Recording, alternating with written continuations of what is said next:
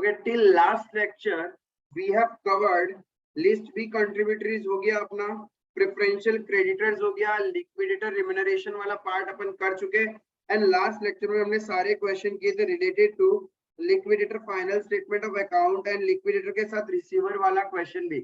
Even we have covered the entire past papers RTPs and MTPs also. ठीक है, किस level का question institute पूछ सकता है।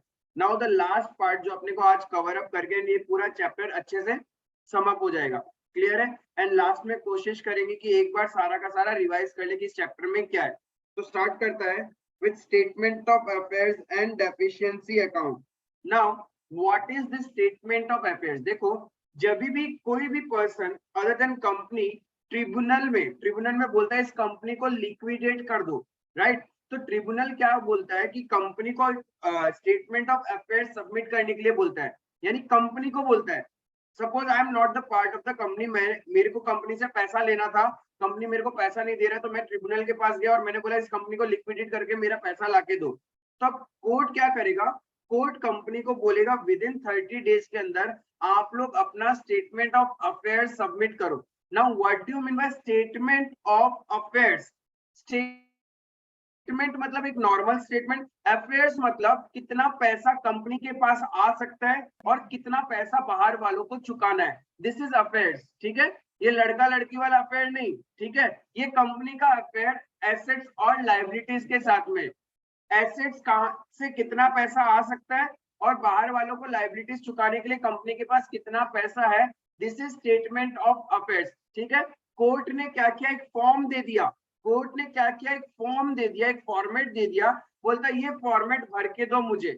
ना इसके अंदर क्या है, अच्छे से समझना कि कोर्ट क्या मांग रहा है, कितना पैसा आप एसेट्स को बेच के रिकवर हो जाएगा और कितना कितना पैसा आपको लायबिलिटीज के लिए पे करना है, right. And tell us whether there will be surplus, sufficient पैसा आपके पास रहेगा या नहीं रहेगा, या फिर आपके पास डेफिशिएंसी है, पूरा पैसा चुकाने के लिए पैसा नहीं है। क्लियर है, बस यही फॉर्मेट है, यही आपका statement of affairs government prescribe format है, जहां पे लिस्ट ए से लेके लिस्ट एच तक आपने को याद करना है। एंड ज्यादा कुछ नहीं है, पहले वो एसेट्स की बातें करेगा और उसके बाद लायबिलिटीज की बातें करेगा। अपने बैलेंस शीट का टी शेप याद रखना दिमाग में कि एक होता है एसेट्स और एक होता है लायबिलिटीज, राइट। अब एसेट्स में भी देखो, सबसे पहले दो तरह का एसेट्स हो सकता है कंपनी के पास में। यदि मैं बैलेंस शीट की बात करूं तो बैलेंस शीट मेरा टी शेप होता है, इधर एसेट कैपिटल लायबिलिटीज, यही है कहानी। एसेट्स, कुछ एसेट्स ऐसी होगी कंपनी क्या करेगा, मॉर्गेज रख के लोन लिया होगा, राइट, जिसको अपन क्या बोलते हैं एसेट स्पेसिफिकली प्लेस्ड। और कुछ एसेट्स ऐसी होगी जो फ्री फ्रॉम प्लेसिंग है, मतलब वो कंपनी की एसेट है, उसको अपन बोलते हैं एसेट्स नॉट स्पेसिफिकली प्लेस्ड, या फिर you can say floating charge हो सकता है उसके ऊपर। डिबेंचर्स का फ्लोटिंग चार्ज हो सकता है लेकिन वो स्पेसिफिकली प्लेस्ड नहीं है, क्योंकि स्पेसिफिकली प्लेस्ड में क्या होता है, जिसके पास आपने गिरवी रखा है वो पहले उसको बेचेगा, उससे जो पैसा आएगा पहले मुझे उनको चुकाना पड़ेगा, एंड रिमेनिंग कुछ पैसा रहेगा तो वो अदर क्रेडिटर्स के लिए यूज कर सकते हैं हम लोग। क्लियर है, तो यहाँ पे कुछ नहीं बोला, एकदम सिंपल सा बैलेंस शीट को तोड़ दिया। कैसे तोड़ा, शेड्यूल 3 का जो फॉर्मेट है बैलेंस शीट का, उसमें क्या होता है, लायबिलिटीज पहले आता है और एसेट्स बाद में आता है ना, ये उसका उल्टा है। क्या किया यहाँ पे, एसेट्स के बारे में पहले बात किया और बाद में लायबिलिटीज, और लायबिलिटीज की जब बातें करने लगे इन लोग, तो इन लोगों ने हायरार्की वाइज बातें की। ठीक है, आपने हायरार्की पढ़ा था जहां पे आप लोग सिक्योर्ड वालों को पहले दे देते हैं, उसके बाद प्रेफरेंशियल वाले लोग आते हैं, देन तुम्हारा डिबेंचर होल्डर्स आते हैं, then unsecured creditor, then preferential holder and then equity share holder. बस इनको पेमेंट करना ही लिस्ट है, नथिंग मोर देन दैट। अब एसेट्स के अंदर में दो कैटेगरी है, क्या, एक वो जिसको मैंने स्पेसिफिकली प्लेस नहीं कर रखा, एक वो जिसको प्लेस कर रखा है। तो सबसे पहले फॉर्मेट के अंदर उन्होंने क्या मांगा, एसेट्स नॉट स्पेसिफिकली प्लेस, जैसे कैश हो सकता है, डेटर्स हो सकते हैं, स्टॉक हो सकता है, कुछ भी, कोई भी एसेट जो स्पेसिफिकली प्लेस नहीं है वो सारा इधर आएगा। लेकिन यहाँ पे देखो बुक वैल्यू नहीं है, ERV means estimated realisable value, और आप लोग ये एग्जैक्ट फॉर्मेट अपना कॉपी में बना के रखोगे। ठीक है, जिसको ऑनलाइन है वो पॉज करके बना लेना, ये पूरा का पूरा इतना part. Now why estimated realisable value, यहाँ कोर्ट ने कंपनी को बोला आप बताओ कि एसेट्स को बेच के आपके पास कितना पैसा आएगा, ये नहीं पूछा कि आपके पास कितनी वैल्यू की एसेट्स है एज पर बुक्स, ये पूछा कि बेच के कितना पैसा रिकवर कर लोगे आप, यदि आपकी कंपनी को लिक्विडेट कर दे तो आपके पास कितना पैसा आ जाएगा। क्लियर है, इसीलिए यहाँ पे अपन क्या लेता है, एस्टिमेटेड रियलाइजेबल वैल्यू। तो सबसे पहले वो सारी एसेट जिसको आपने स्पेसिफिकली प्लेस नहीं कर रखा उसको लिखते जाएंगे, टोटल वैल्यू आएगा बाहर में आ जाएगा। देन कम्स वो एसेट जिसको आपने स्पेसिफिकली प्लेस कर रखा है। एसेट्स के दो पार्ट है, not placed and specifically placed. अब स्पेसिफिकली प्लेस्ड का अपना फॉर्मेट बता दिया, बोला कि पहले तो नाम लिखो कौन सी एसेट को आपने प्लेस कर रखा है, ठीक है, फिर उस एसेट्स को बेच के आपको क्या लगता है कि कितना पैसा आप रिकवर कर लोगे, राइट, एस्टिमेटेड रियलाइजेबल वैल्यू। और जिस क्रेडिटर के पास, सिक्योर्ड क्रेडिटर के पास ही होगा, उनको कितना रुपीस आपको देना है वो लिखो, right, as per books. And if उनको पे करने के बाद पूरा पे कर दिया फिर भी पैसा बच गया, then it is surplus. Suppose आपने क्या किया, लैंड एंड बिल्डिंग, सपोज आपने क्या किया, land and building specifically place कर दिया, राइट, एंड आपको लगता है लैंड एंड बिल्डिंग सेल करके आपके पास 12 लाख रुपीस आ जाएगा। एंड सिक्योर्ड क्रेडिटर थे तुम्हारे 8 लाख, तो यहाँ डेफिशिएंसी तो है नहीं, ये सिक्योर्ड क्रेडिटर क्या करेगा, लैंड एंड बिल्डिंग बिका, 12 लाख आया, 12 लाख में से 8 लाख अपना लेके चला जाएगा, बाकी क्या रह गया, 4 लाख। क्या करेंगे इस 4 लाख का, ये 4 लाख रिमेनिंग क्रेडिटर्स को पेमेंट करने के लिए यूज कर सकता है ना कंपनी, उसी को बोलते हैं estimated surplus from asset specifically placed, फिर तुम्हारा 4 लाख यहाँ आ जाएगा। क्लियर है, लेकिन सोचो सिनेरियो करते हैं थोड़ा सा चेंज, ये समझ में आया। नाउ सी, आपका एस्टिमेटेड रियलाइजेबल वैल्यू 12 लाख है, बट सिक्योर्ड क्रेडिटर थे 15 लाख। जो लैंड एंड बिल्डिंग तुमने मॉर्गेज रखी थी उसको बेच के सिर्फ 12 लाख रिकवर हुआ, लेकिन लोन दिया था 15 लाख का, पूरा लोन तो रिकवरी नहीं हुआ, डेफिशिएंसी रह गया 3 लाख। अब ये 3 लाख का डेफिशिएंसी क्या करोगे, इनको पेमेंट तो करना पड़ेगा ना। अब ये चले जाएंगे तुम्हारे अनसिक्योर्ड की कैटेगरी में, क्योंकि सिक्योर्ड पोर्शन तो खत्म, अब जितना भी बचा है वो है तुम्हारा अनसिक्योर्ड पोर्शन। क्लियर है ये वाला चीज, तो deficiency will be transfer to unsecured creditor, ये डेफिशिएंसी जो भी आएगा ये कहा जाएगा,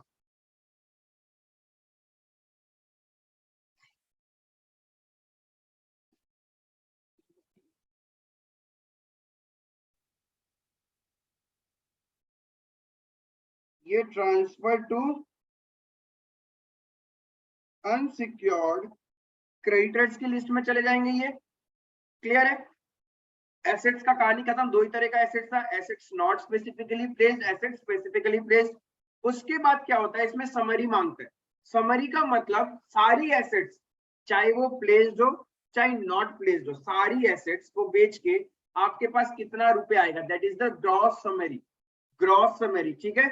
एसेट स्पेसिफिकली प्लेस्ड मतलब ये वाला पैसा, summary of gross asset, gross asset मतलब स्पेसिफिकली प्लेस्ड को बेच के टोटल कितना पैसा आया आपके पास में। एंड अदर एसेट्स का मतलब ये वाली, आया समझ में,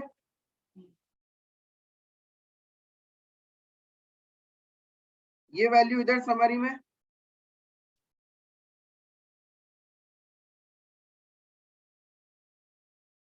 थोड़ा अच्छे से बना देता हूं।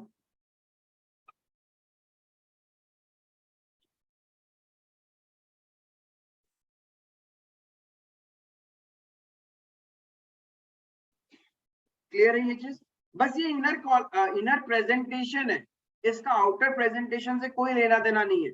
ये जो समरी है ये ऐसा फॉर्मेट ही बनाया गया है जहाँ पे लॉ में ऐसा प्रिस्क्राइब्ड है, आपको फॉर्म दे दिया जाएगा, आपको बस फिल करना है उसमें फिगर्स को, राइट, तो इसमें आप कुछ नहीं कर सकते। तो ये समरी आपको हर बार बनानी पड़ेगी, ध्यान में रखना पड़ेगा ये फॉर्मेट आपको, बिकॉज जहाँ पे प्रिस्क्राइब्ड बाय लॉ है उसको आप चेंज नहीं कर सकते। क्लियर है, तो इतना टोटल पैसा है आया जो नॉट स्पेसिफिकली प्लेस से, और ये पैसा आया तुम्हारा स्पेसिफिकली प्लेस्ड का सरप्लस अमाउंट।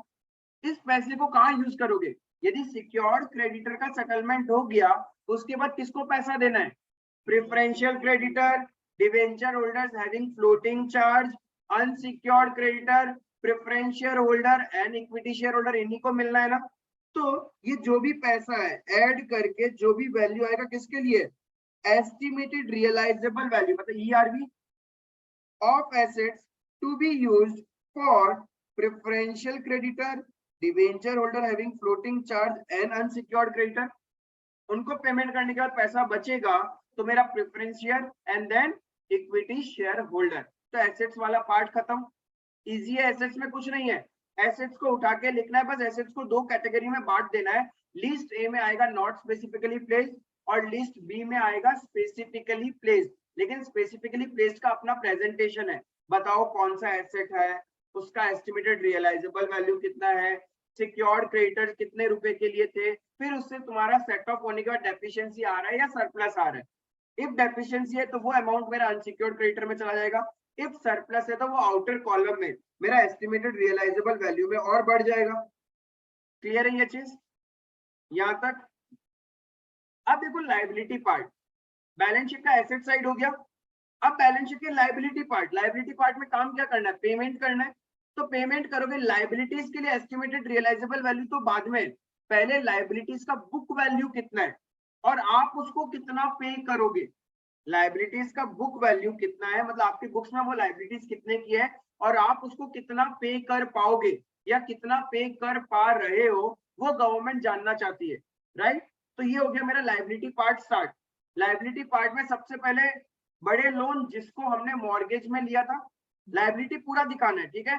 यानी secured creditor as per list भी, सबसे पहले तो उन्हीं को पेमेंट करेंगे हम लोग। सिक्योर्ड वाला अपना एसेट बेच के ले जाएगा। तो यहाँ पे बुक वैल्यू जो भी है एज पर अवर बुक्स वो आ जाएगा। एस्टिमेटेड रियलाइजेबल वैल्यू नील लिखा, क्यों नील लिखा? क्योंकि हमने ऊपर में ही तो उसको सेटल कर दिया था, यहाँ पे तो पे हो गए उन लोग। और इफ बाई चांस पे नहीं हुआ होता तो वो तो अनसिक्योर्ड की लाइन में खड़े होते, सिक्योर्ड की लाइन में आते ही नहीं आपका। क्लियर है यहाँ तक? तो यहाँ पे सिक्योर्ड, सबसे पहले सिक्योर्ड वालों को पे करते हैं। सिक्योर्ड वालों के लिए कोई लिस्ट नहीं बताया, क्यों? क्योंकि उसको हमने पहले ही लिस्ट बी में क्लासिफाई कर दिया है, उसको अच्छे से प्रेजेंट करके गवर्नमेंट को समझा दिया, इसलिए अलग से इसका कोई लिस्ट नंबर नहीं दिया। अब बाकी है हायरार्की चलेगा, सिर्फ हायरार्की चल रहा है और कुछ नहीं चल रहा है। नेक्स्ट पेमेंट किसको करते हैं? प्रेफरेंशियल क्रेडिटर, उसको आ गया लिस्ट सी। उसके बाद प्रेफरेंस को देने के बाद debenture holders having floating charge, list D. उनको देने के बाद अनसिक्योर्ड क्रेडिटर, लिस्ट ई। उनको पे करने के बाद प्रेफरेंशियल होल्डर, लिस्ट एफ। और उनको पे करने के बाद इक्विटी शेयर होल्डर को, तो लिस्ट जी आ गया। बाद में पता चलेगा पैसा बचा भी है या था ही नहीं पेमेंट करने के लिए। इफ प्रेफरेंस या इक्विटी को देने के लिए पैसा नहीं होगा तो नेगेटिव में आंसर आएगा, यानी डेफिशिएंसी। और पॉजिटिव में आ रहा है मतलब सबको पे करने के बाद भी कंपनी के पास पैसा है। तो माइट बी पॉसिबल जिसने ट्रिब्यूनल के पास जाके एप्लीकेशन किया था कंपनी को लिक्विडेट करने का, कंपनी को लिक्विडेशन ऑर्डर पास नहीं हो, कोर्ट बोलेगा ये तो सही है, सफिशिएंट है इनके पास, आप क्यों इतना रोना रो रहे हो, मिल जाएगा आपका पैसा। क्योंकि कंपनी बोल रही है उसके पास सरप्लस पैसा रहेगा, सब कुछ देने के बाद भी आप क्यों टेंशन ले रहे हो। तो हो सकता है कोर्ट क्या करेगा, उसका जो एप्लीकेशन है उसको रिजेक्ट कर देगा। क्लियर है ये चीज? तो ये है तुम्हारा स्टेटमेंट ऑफ अफेयर्स जहां पे एसेट्स एंड लायबिलिटीज को डिवाइड कर दिया गया है। सबसे पहले एसेट्स में दो पार्ट है, assets not specifically placed, assets specifically placed. Specifically में सब कुछ दिखाना है, एसेट का नाम, उसका ERV, कितना रुपए का सिक्योर्ड क्रेडिटर है, फिर डेफिशिएंसी एंड सरप्लस। ये करने के बाद अपने को एक समरी भी बनाना है। समरी में क्या होता है, नॉट स्पेसिफिकली प्लेस्ड से टोटल कितना पैसा आया और स्पेसिफिकली प्लेस्ड वाली एसेट से टोटल कितना पैसा आया मार्केट में बेच के, तो वो टोटल वैल्यू मिल गया। तो अब आउटर कॉलम ये जो भी है वो मैं यूज करूंगा towards preferential creditor, debenture holder, unsecured creditor, preferential holder and equity share holder, इनके लिए यूज करूंगा वो पैसा। अब लाइबिलिटी वाला पार्ट स्टार्ट होगा तो सबसे पहले सिक्योर्ड क्रेडिटर, लेकिन यहाँ पे कोई लिस्ट नहीं है क्योंकि ये वही है जो as per list B. Then preferential creditor, उसको लिस्ट सी हो गया। उसके बाद में debenture holders having floating charge, then unsecured creditor, preferential holder, equity share holder.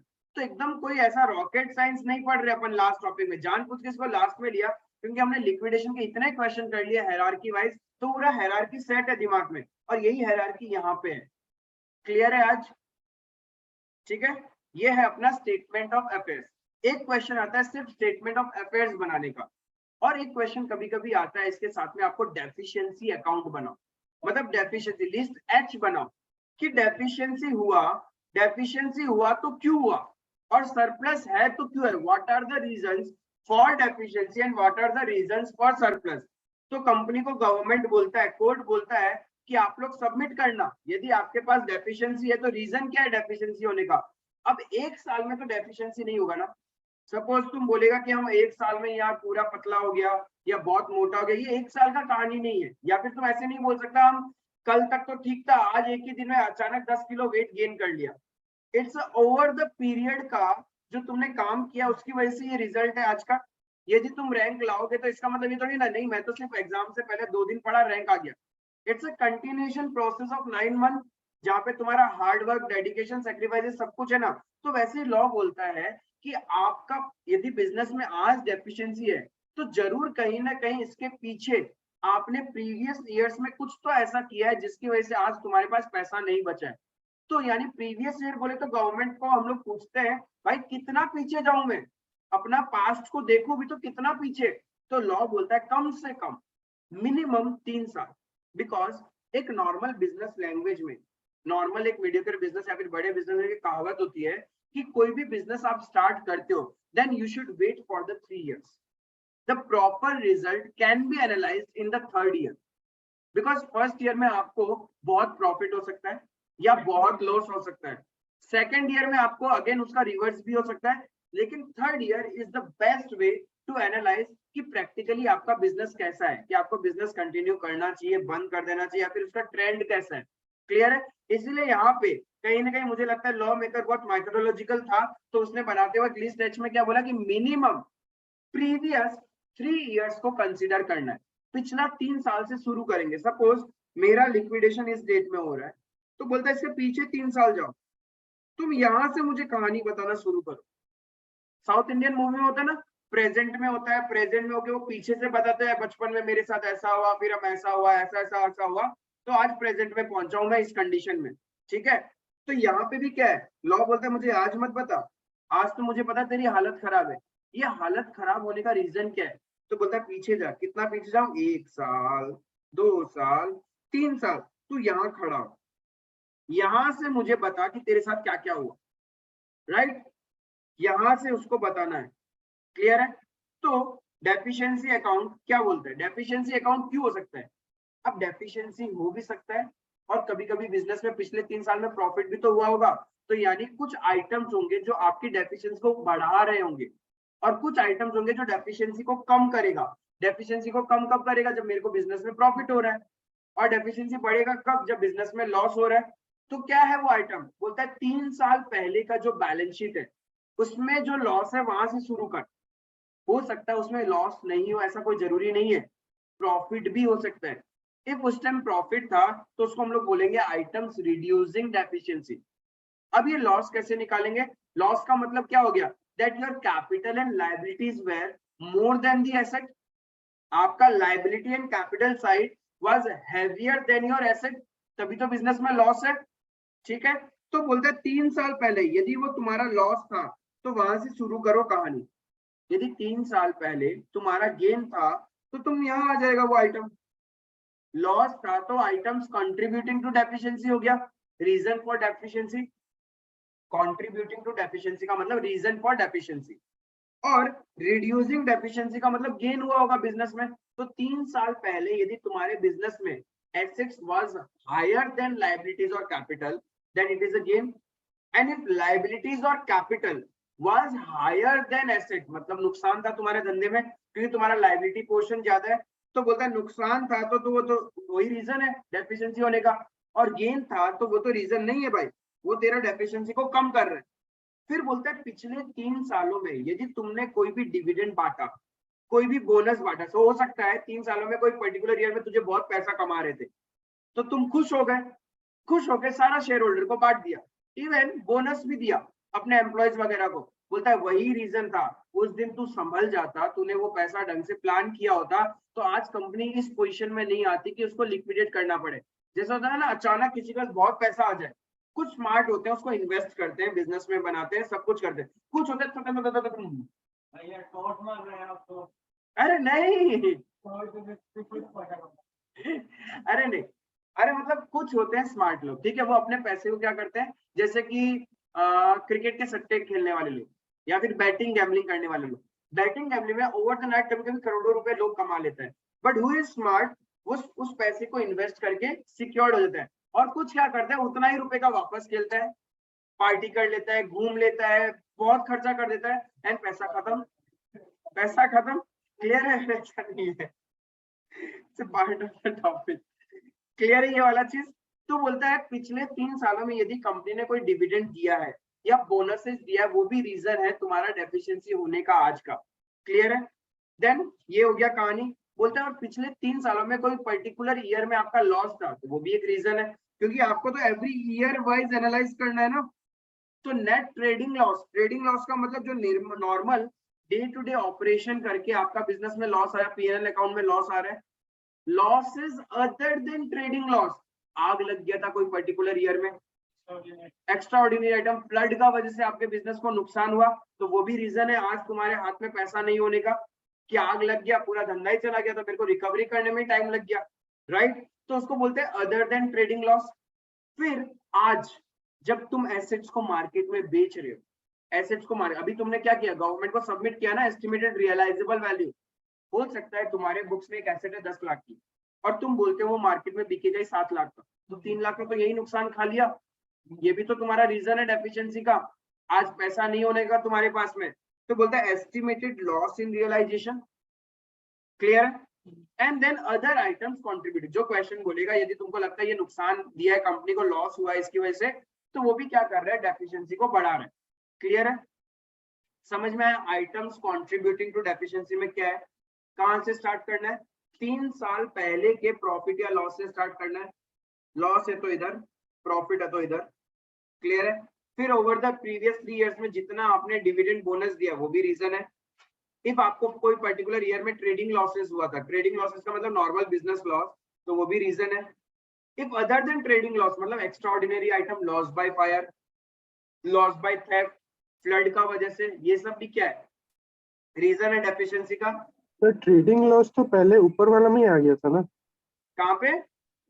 ये फर्स्ट पॉइंट में लॉस 3 साल पहले का। नहीं, वो तो यहाँ वाला था ना, बट इस ईयर में ट्रेडिंग लॉस हुआ तो उसका क्या करोगे? इस ईयर में ट्रेडिंग लॉस हुआ तो वो मतलब 3 साल पहले का लॉस देना है, खाली 3 साल पहले का जो अमाउंट यहाँ है। से शुरू करना है, यहाँ से चलना शुरू करना है, यहाँ से चलते चलते चलते चलते यहाँ पहुंचना है। अच्छा तो इन सालों में जो हुआ है वो भी तो बताना पड़ेगा ना। हाँ सर। ठीक है, तो सर वो नंबर 1 वाला कौन सा लॉस है फिर? 3 साल पहले का, 3 साल पहले जो तुम्हारे बैलेंस शीट की पोजीशन थी वो है वो।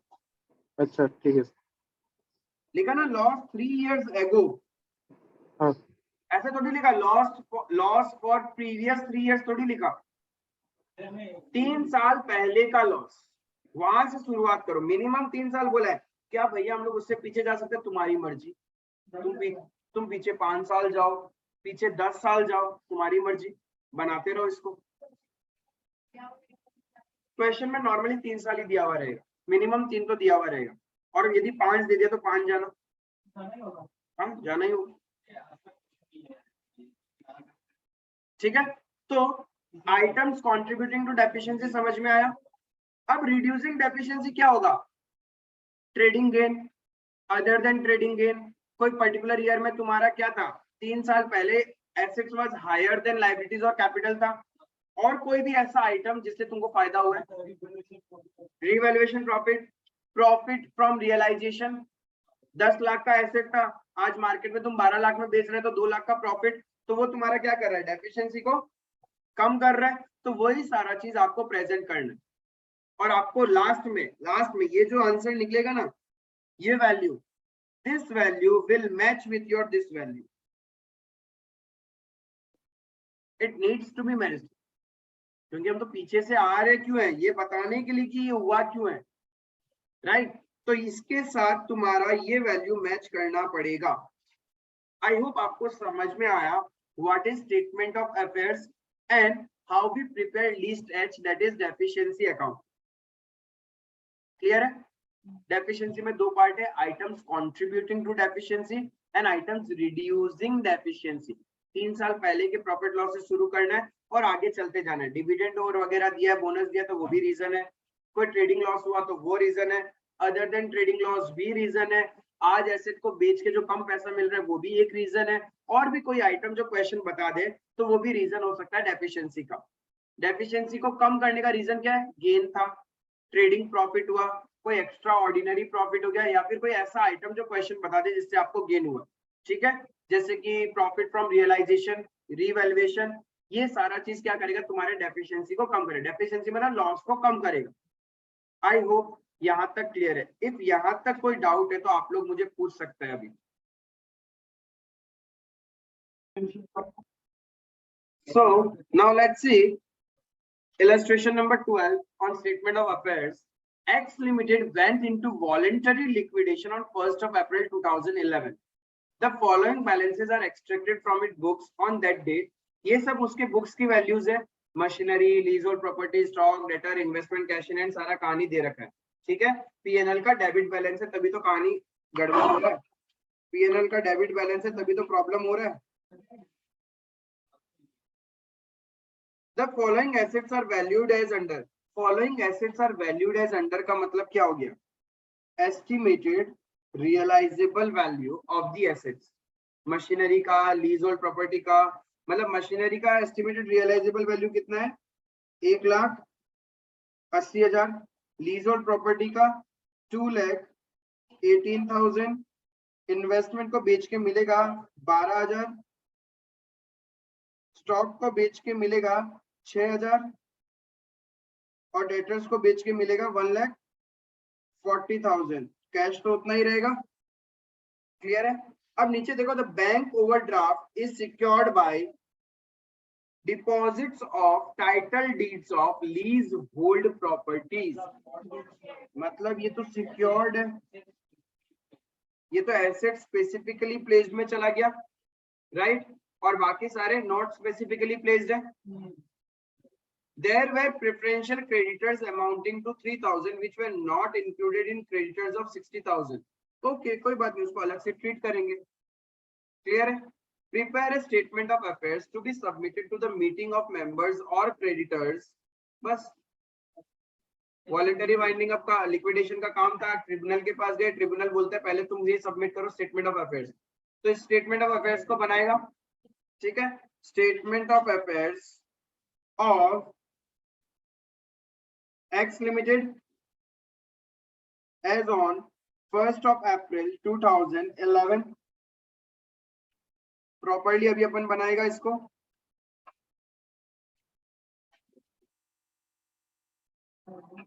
स्टेटमेंट ऑफ अफेयर्स मेरे साथ साथ बनाना, of X Limited as on 1st of April 2021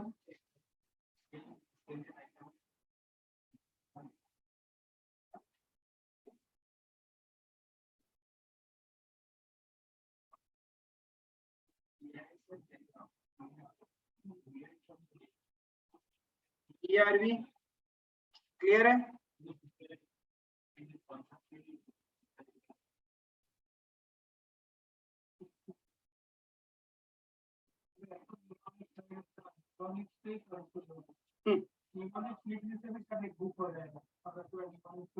सबसे पहले क्या करना था अपने को? Assets not specifically placed. ये क्या है? ये ध्यान रखना, एग्जाम के अंदर यदि आप लिस्ट नंबर नहीं मेंशन करके आओगे तो मार्क्स कट जाएगा। एग्जाम के अंदर लिस्ट नंबर नहीं मेंशन करके आओगे तो मार्क्स कट जाएगा। एसेट्स नॉट स्पेसिफिकली प्लेस्ड, ठीक है, इसके अंदर अपना कौन सा एसेट था? Machinery, stock, debtor, investment, cash in hand.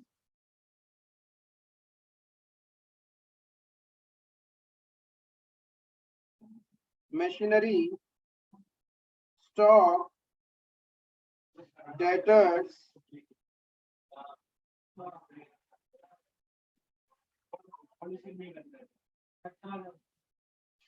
Investment, cash in hand. ठीक है, मशीनरी का एस्टिमेटेड रियलाइजेबल वैल्यू कितना? 1,80,000, राइट।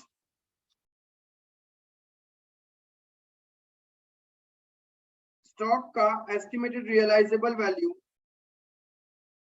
6,000, डेटर्स का 1,40,000, इन्वेस्टमेंट्स 12,000 और कैश इन हैंड जितना है उतना ही रहेगा। उसके बाद में क्या है? एसेट स्पेसिफिकली प्लेस्ड,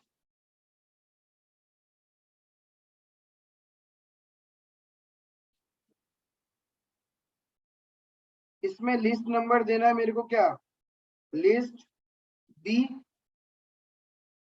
क्लियर है?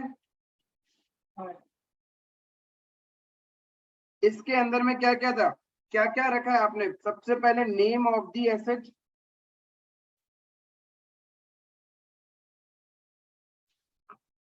कौन सी एसेट थी? लीज होल्ड प्रॉपर्टीज,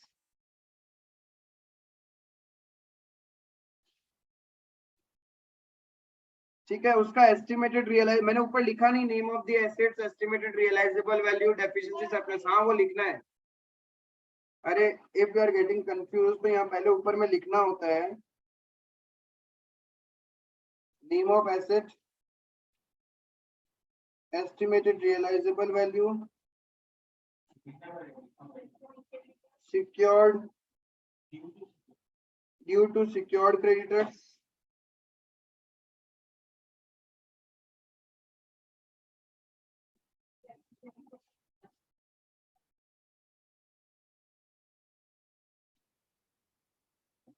deficiency और सरप्लस। अब एसेट का नाम है लीज होल्ड प्रॉपर्टी,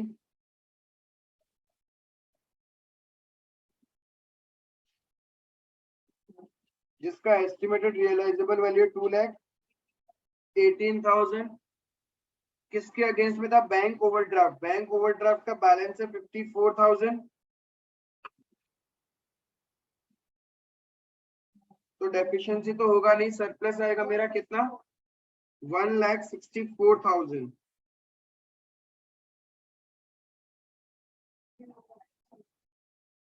समरी नहीं, सबसे पहले एस्टिमेटेड surplus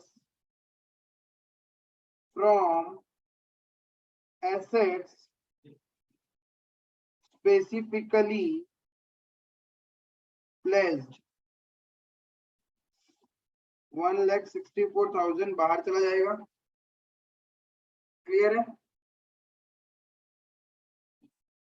अब तुम क्या कर सकते हो, यहाँ पे भी एक काम कर सकते हो, इसका टोटल कर दिया, कितना टोटल आएगा?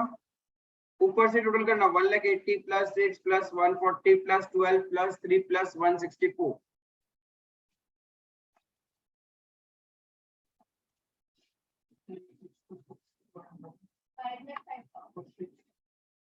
$5,05,000। ये किसके लिए है? Estimated realisable value of assets for preferential creditors, debenture holders having floating charge। Sir summary तो बनाया नहीं। बनाएगा बनाएगा, इसके नीचे बना देगा। Debenture holders having floating charge, then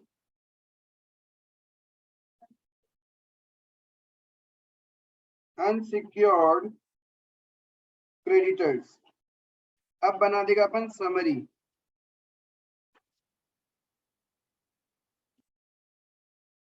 summary of gross assets.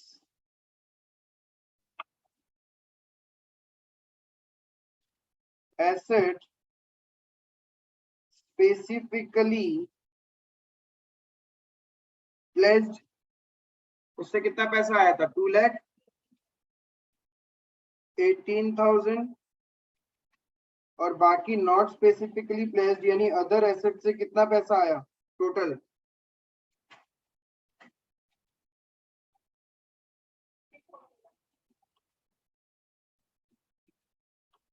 $3,41,000।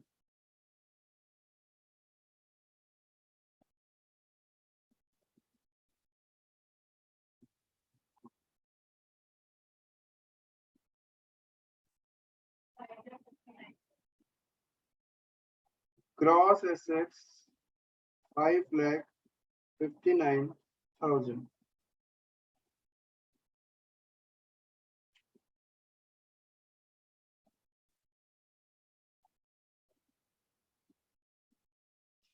ये तो हो गया एसेट्स का कहानी।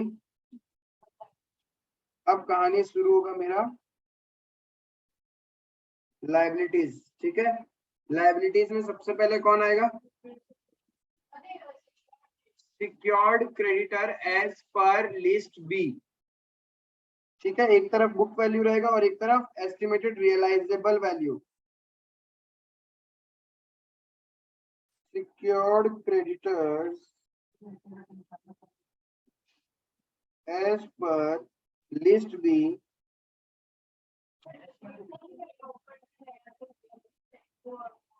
क्या चीज? ऐसे एक लाइन टान देना। लाइन एक्चुअली टानने से क्या है कि प्रॉब्लम इसमें तो वो इसी से माइनस करना होता है, इसलिए लाइन वाइन नहीं टानना यहाँ पे, बस इधर लिख देना बुक वैल्यू।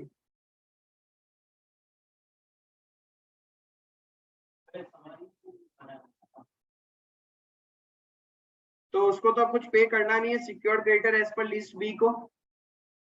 क्लियर है? फिर कौन आ जाएगा?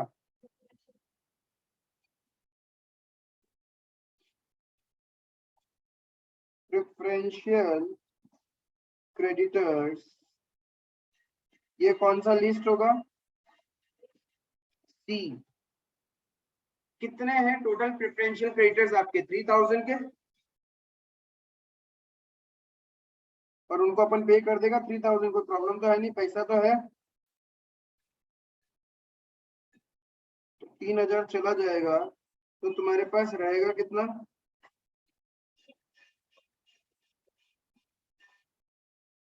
Estimated realisable value of assets for debenture holders having, क्योंकि प्रेफरेंशियल का काम तो हो गया ना। अब जो जो बचा उसका नाम having floating charge and unsecured creditor 5,02,000। Clear? Sir इसमें जितना नाम नहीं लिख के हम लोग ऐसे लिख सकते हैं क्या? ERV of assets for list DEFGH। देखो अब एग्जामिनर के मूड के ऊपर, वो तो शॉर्टकट मारना हो गया, बट हाँ एग्जैक्ट फॉर्मेट पे वैसा नहीं है। हाँ, एग्जाम में टाइम नहीं है तो लिख के आ जाना, इतना टेंशन मत लेना। हाँ एग्जाम में टाइम नहीं है तो लिख के आ जाना, वरना तो प्रॉपर ही लिखना होता है।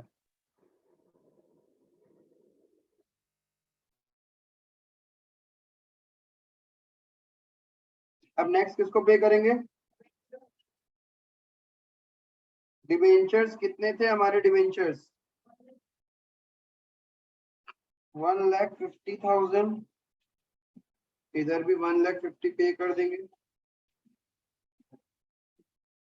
ERV of assets for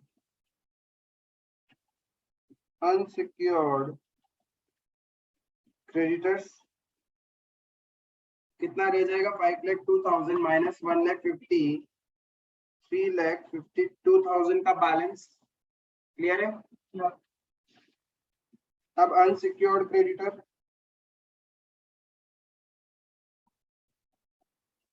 debentures के ब्रैकेट में लिखना लिस्ट डी, ये लिस्ट ई, कुछ नहीं है, हायरार्की है ये। अब अनसिक्योर्ड क्रेडिटर टोटल कितने हैं?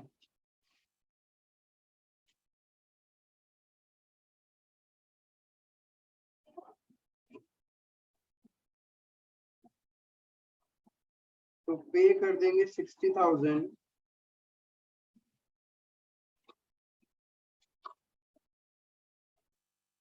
तो बचेगा 2,92,000।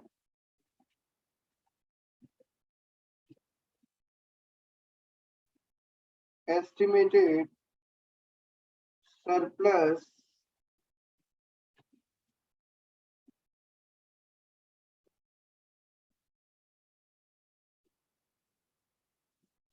फॉर प्रेफरेंस तो है नहीं ना, क्वेश्चन में प्रेफरेंस था नहीं, वरना क्या लिखता है एस्टिमेटेड सरप्लस फॉर, यहाँ इक्विटी शेयर होल्डर है, सिर्फ इक्विटी शेयर होल्डर वालों को कितना पैसा देना है? ये पैसा बचा था तुम्हारा 2,92,000, अब उनको पे करना है 2,40,000 और सारे फुल्ली पेड ही है वैसे तो क्या चीज? हाँ उतना ही देते हैं जितना है, वरना फिर वो नॉशनल कॉल फिर वो कहानियां आती ना। नहीं जरूरी नहीं, हम लोग बुक वैल्यू लेते हैं, यहाँ सिर्फ बुक वैल्यू की बातें चलती है, उनको कितना पेमेंट करना है। ये लास्ट में क्या है? यस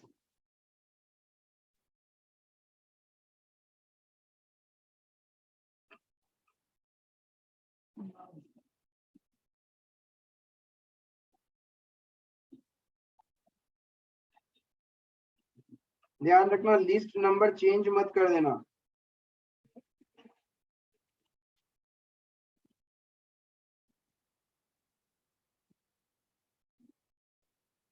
क्योंकि प्रेफरेंस शेयर वाला एफ में था, इक्विटी वालों को एफ में मत डाल देना, ये जी में ही रहेगा। क्लियर है? तो net surplus list H 52,000।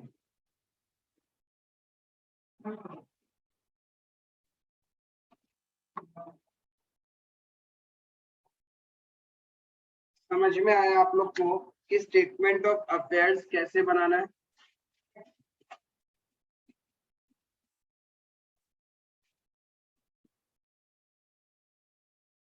Now let's see the other category of question, जहां पे अपने को क्या करना है, statement of affairs and deficiency account दोनों बनाना है।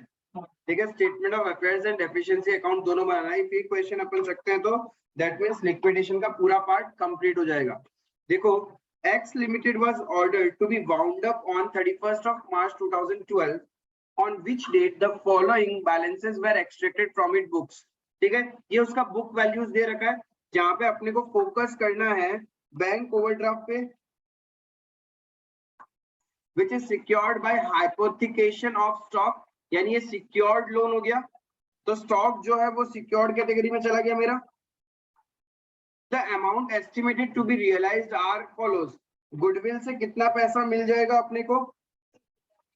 1 लाख का गुडविल को बेच के मिलेगा 1,000। बिल्डिंग को बेच के कितना आएगा? 3 लाख। प्लांट को बेच के 5,25,000।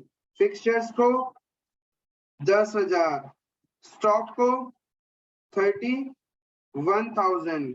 डेटर्स 20,000 और कैश एज इट इज रहेगा।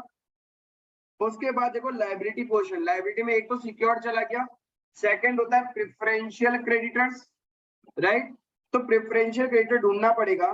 द अमाउंट क्रेडिटर्स इंक्लूडेड 6000, यानी इस क्रेडिटर के अंदर 36,000 के अंदर में 6,000 on account of wages of 15 men at ₹100 per month for 4 months। तो वेजेस के केस में तो वैसे भी महीना का कहानी नहीं था, सैलरीज के केस में था। वेजेस को तो ओवरराइडिंग प्रेफरेंशियल मान के वैसे ही ऊपर रखते हैं हम लोग, तो इसको प्रेफरेंशियल क्रेडिटर में रख देंगे अपन। कितना? पूरा का पूरा 6,000 रुपए मेरा प्रेफरेंशियल कैटेगरी में चला जाएगा। देन नेक्स्ट कितना बोला? 9,000 being salaries of 5 months employees at ₹300 per month। तो इसके से कितना? सिर्फ और सिर्फ 4 महीने का मेरा क्या हो जाएगा? प्रेफरेंशियल में जाएगा। तो 300 पर मंथ, तो इंटू 4 करेगा तो कितना? 1200, और टोटल 5 एम्प्लॉइज है, तो मेरा प्रेफरेंशियल क्रेडिटर में कितना जाएगा? 6,000 प्रेफरेंशियल क्रेडिटर में जाएगा, और बाकी 3,000 अनसिक्योर्ड का कैटेगरी में जाएगा। 9,000 में से प्रेफरेंशियल हो गया 6,000 और अनसिक्योर्ड हो गया 3,000। क्लियर है? आगे rent for godown for the last 6 months. अरे रेंट है, लास्ट 6 हो चाहे 2 हो चाहे 4 हो चाहे कितना ही हो, ये पूरा अनसिक्योर्ड का कैटेगरी में रहेगा। इनकम टैक्स, इनकम टैक्स तो गवर्नमेंट टैक्सेस हो गया, तो ये कहां जाएगा मेरा? प्रेफरेंशियल क्रेडिटर में। ठीक है? और जो डायरेक्टर फीस है ये तो अनसिक्योर्ड में ही रहेगा तुम्हारा। क्लियर है यहां तक? तो 36,000 में से तुम्हारा 13,000 रुपए तो कहां चला गया? सिक्योर्ड, आई मीन प्रेफरेंशियल, और बाकी अनसिक्योर्ड में रहेगा। 13,000 प्रेफरेंशियल में डाल दिया हमने, और बाकी बचा कितना? 23,000 ये अनसिक्योर्ड में जाएंगे मेरे। क्लियर है इतना चीज? आगे बढ़ते हैं। 3 years ago the debit balance in the profit and loss account was 70। 3 साल पहले, यानी वहां से शुरू करना है। उस टाइम लॉस था मेरा, डेबिट बैलेंस इन पीएनएल मतलब लॉस। तो ये तो हाँ, डेबिट बैलेंस इन पीएनएल मींस लॉस। अरे बाबू जागो रे सवेरे सवेरे, ऐसे करोगे?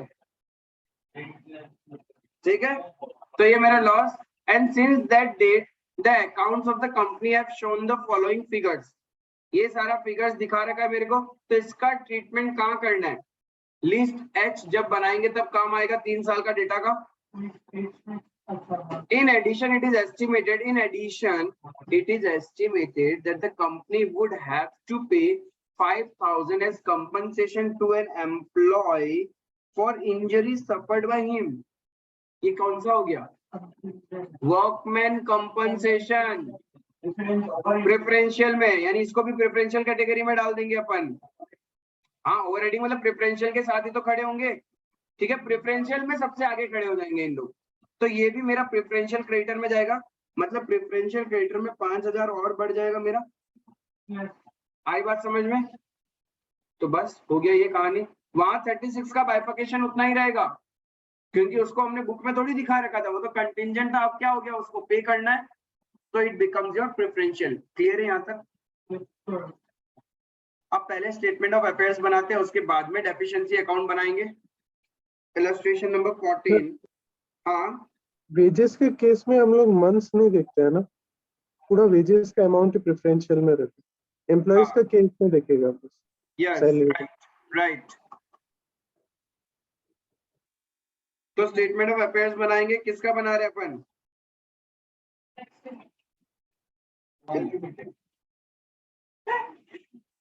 मार लिया, लेम जोक मार लिया तुम।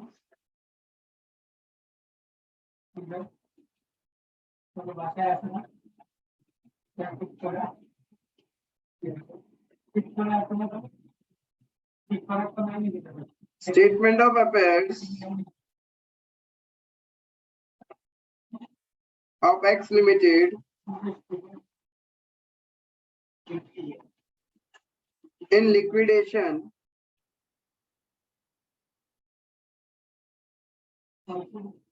as on 31st March 12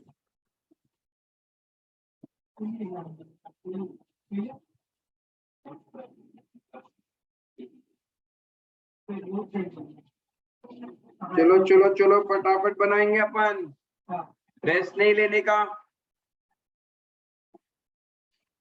सबसे पहला लिस्ट है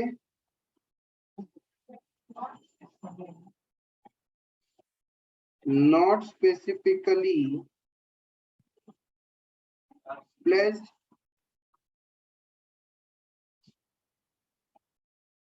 जिस एसेट को प्लेज नहीं किया था उसका नाम और वैल्यू, किस किस को नहीं किया था? पहले तो रोकड़ा था, cash, goodwill, building, then plant, fixtures,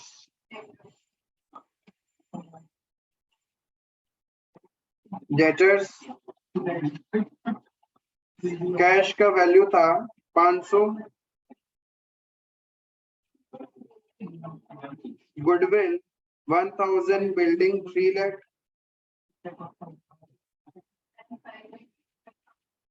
land 5,25,000,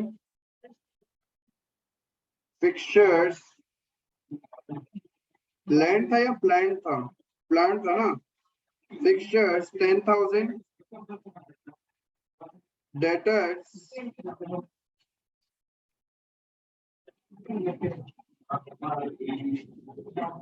इससे टोटल कितना आ गया?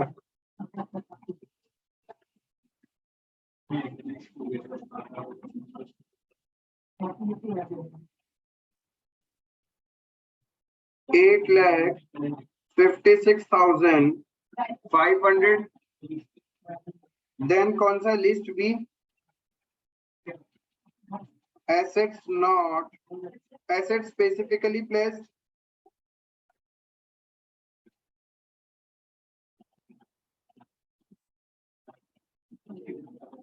क्लियर है?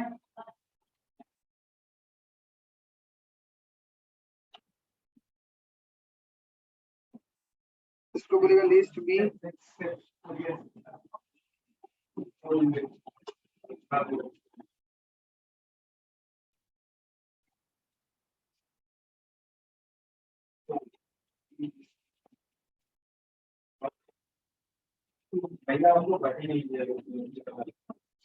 Due to secured creditor, deficiency, surplus. ठीक है, अब एसेट्स का नाम जिसको हमने कर रखा था stock,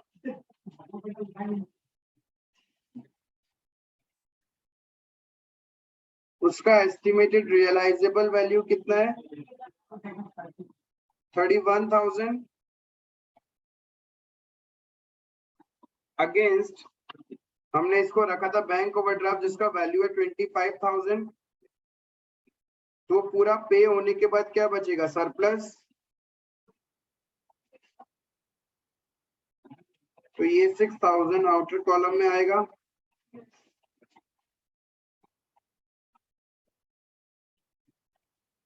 estimated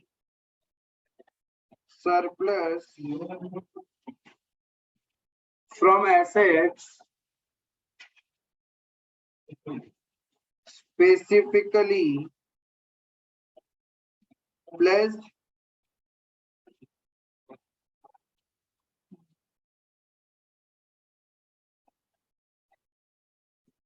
estimated realizable value of assets available for preferential creditors, debenture holders having floating charge,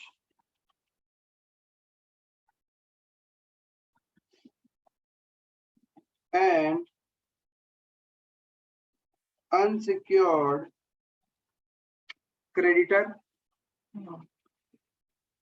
862,500.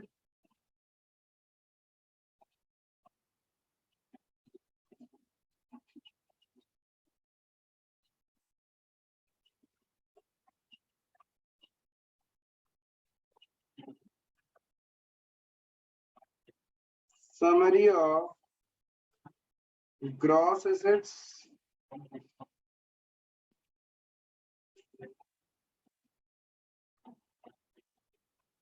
assets specifically placed plus other assets 856 500.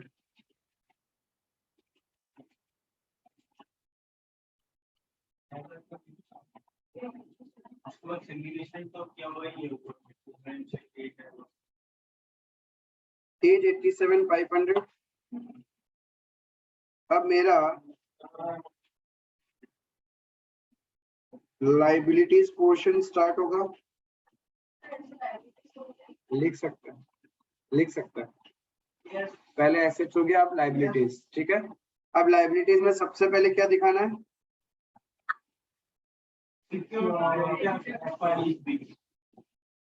Creditors as per list B.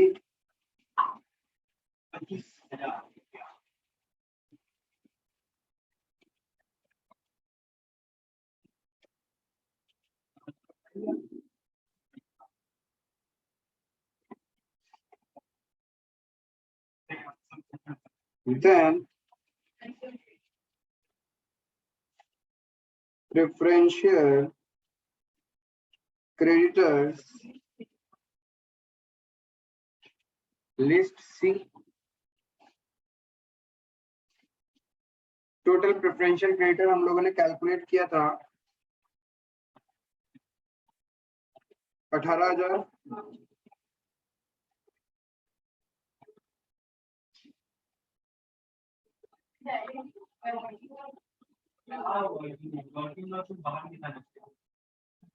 Working note यदि एग्जाम पॉइंट ऑफ व्यू बात करोगे तो फिर तुमको नीचे दिखा सकते हो, वरना एग्जाम के लिए तुम यहाँ पे भी दिखा सकते हो, ऐसा कोई दिक्कत नहीं है. तुमने प्रेफरेंशियल क्रेडिटर्स में क्या क्या लिया? वर्कमैन कंपनसेशन, वेजेस कितना? 6,000. गवर्नमेंट टैक्सेस 1,000 रुपया और सैलरीज 6,000. Income tax 1,000.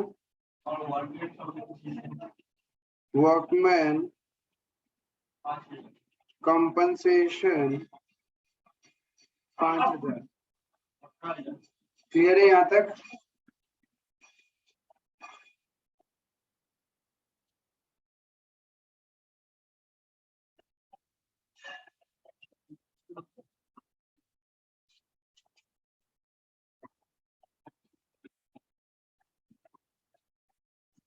इसके बाद माइनस करके जो वैल्यू आएगा उसको अपन क्या बोलेगा? Estimated realisable value of asset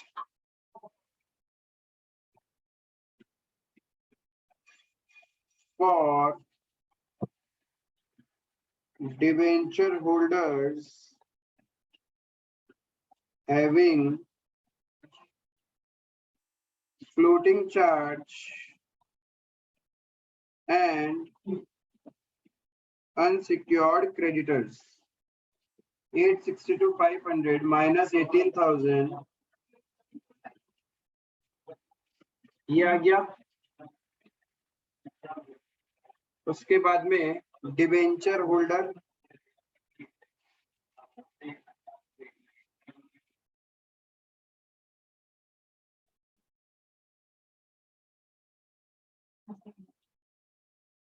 अब डिबेंचर होल्डर में उसका इंटरेस्ट भी आ जाएगा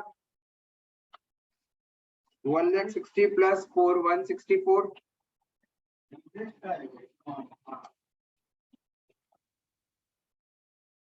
तो पूरा 164 पे करेंगे.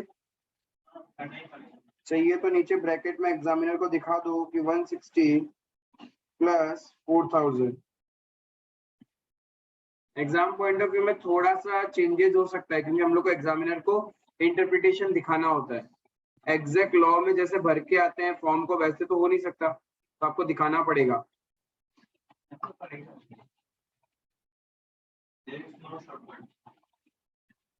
Estimated realizable value of asset for unsecured creditors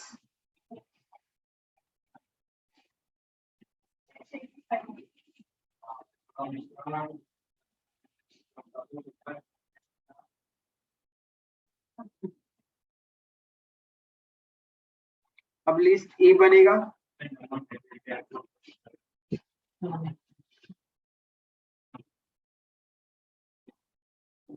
unsecured creditor list E. Unsecured creditor में आपके पास में क्या क्या है, एक एक क्रेडिटर्स, बस और तो कुछ है ही नहीं। Yes, part of the salaries भी है, ठीक है। रेंट है, आउटस्टैंडिंग एक्सपेंस बोल के,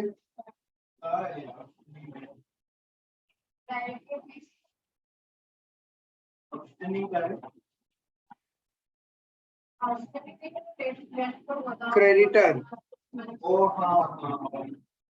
तो सब कुछ तो क्रेडिटर में था, उसको अलग अलग क्या ही करना, ठीक है, अलग अलग कर देता है। क्रेडिटर आउटस्टैंडिंग एक्सपेंस बोल के दिखा दें। आउटस्टैंडिंग एक्सपेंस में क्या क्या आएगा, एक तो 2 महीना का सैलरी कितना रुपए, 9,000 था, 6,000 वहां दिखा दिया, 3,000 रेंट का 3,000 और एक डायरेक्टर का रिलेटेड कुछ था अमाउंट 500।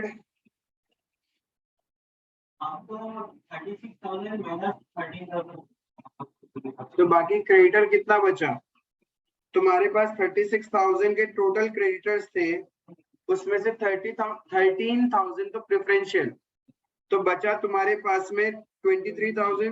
23,000 में से 6,500 आउटस्टैंडिंग एक्सपेंस का है, तो क्रेडिटर कितना 16,500।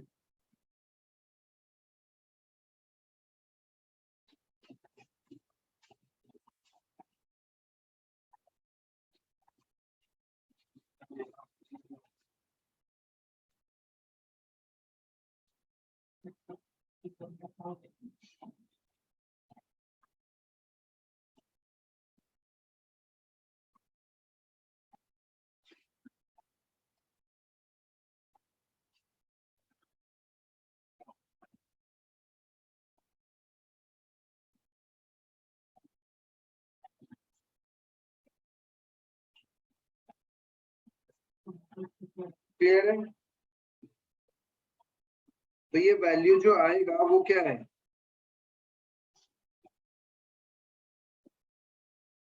एस्टिमेटेड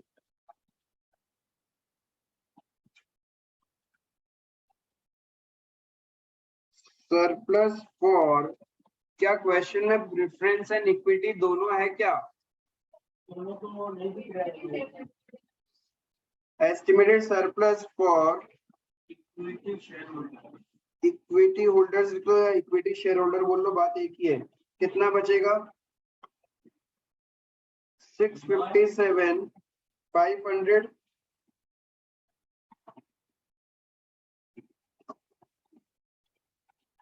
प्रेफरेंस है नहीं तो दिखाने का जरूरत नहीं है आपको, तो क्या करेगा इक्विटी शेयर होल्डर,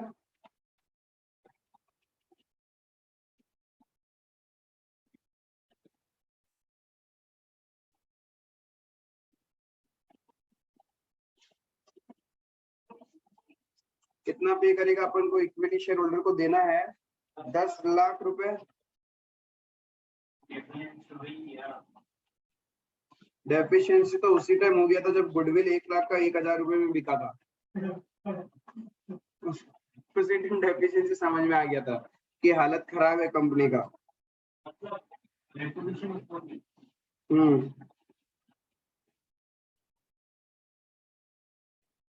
ये आ जाएगा तुम्हारा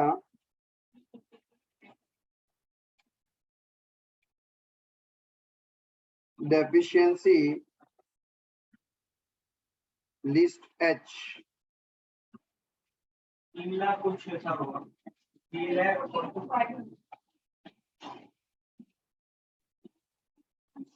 पूरा एकदम मतलब माइंड कैलकुलेटर बन गया। और माइंड की कैलकुलेट कर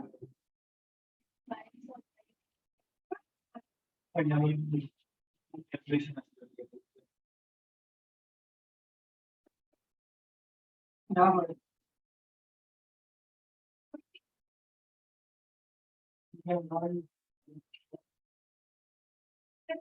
दिखा देगा, कोई फर्क नहीं पड़ेगा। बुक वैल्यू मांगा ना, हमारे बुक्स में इतना था, उतना पे करेगा तो डेफिशिएंसी आएगा। सिंपल सा लॉजिक है, कोई उतना वो नहीं है।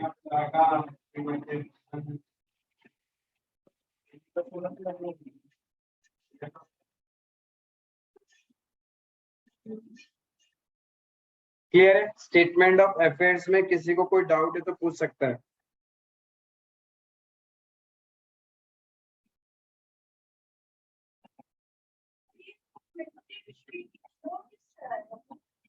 क्या चीज मुझे नहीं पता कि अच्छा ये कुछ और आएगा, क्या आएगा बोलना टोटल?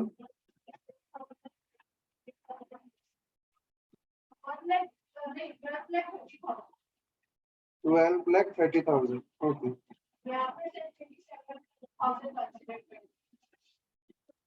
वो 4,000 पता नहीं कहाँ। पिछला कुछ जो दिया उसका क्या करना है? किसका? ये तो सिर्फ स्टेटमेंट ऑफ अफेयर्स बना है। ये आपने सिर्फ स्टेटमेंट ऑफ अफेयर्स बनाया है। अब ये जो 340 to 500 हुआ है डेफिशिएंसी, ये आपको समझाना पड़ेगा कि क्यों हुआ है, राइट? तो ये आपको बनाना पड़ता है list H deficiency account.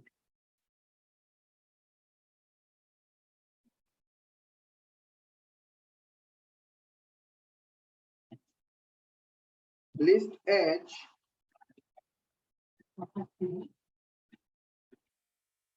Deficiency account.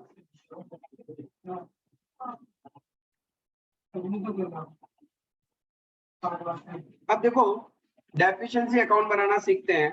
उसमें सबसे पहले क्या चाहिए? We are standing as on 31 March 2012। हम लोग कहाँ खड़ा है? 31 मार्च 2012 को। इसका पीछे 3 साल जाना पड़ेगा, है ना? 11, 10, 9, 31 मार्च 2009। क्या क्वेश्चन ने दिया हुआ है क्या? 3 साल का मतलब तो ये हो गया ना, ये पूरा 1 साल 11, 10, ठीक। 2 साल के क्या चीज? 3 साल ही तो गया। 1 अप्रैल 2009 से लेके 31 मार्च 2010, फिर 10, 11, 11, 12, 3 साल हो गया पूरा का पूरा। ठीक है, तो यहाँ पे आप देखो क्वेश्चन क्या बोल रहा है। 3 years ago the debit balance in the P&L। Question खुद ही दे दिया, निकालने का जरूरत नहीं अपने को, वरना हम लोग को निकालना पड़ता। एसेट्स को एक तरफ लिखते, लायबिलिटीज एंड कैपिटल को एक तरफ लिखते, फिर देखते कि किस तरफ का ज्यादा आ रहा है। If liabilities और capital is higher than assets, तो क्या हो जाता है? लॉस हो जाता ना। और यहाँ पे क्वेश्चन खुद अपने आप को क्या दे रहा है? लॉस दे रहा है। ठीक है, तो अपन उसी को लिखेगा। सबसे पहले हेडिंग क्या रहेगा? Items contributing to deficiency.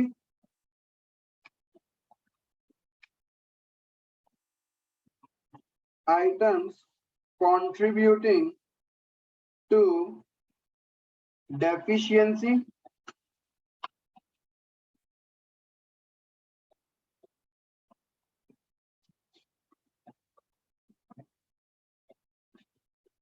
पहला point, excess of capital and liabilities over 3 years ago। 3 साल पहले नुकसान था, कितना था? क्वेश्चन खुद दे रहा है 77,925। 77,925। ठीक है,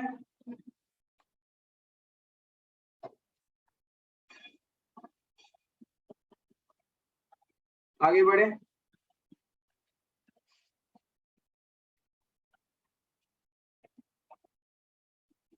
अब देखो ग्रॉस प्रॉफिट हुआ 2010 में इतना, एक्सपेंसेस है 80,990, तो नेट लॉस कितना हुआ?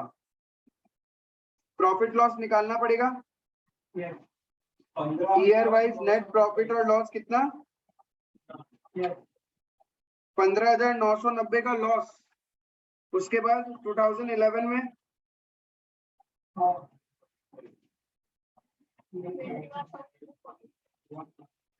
ये भी लॉस।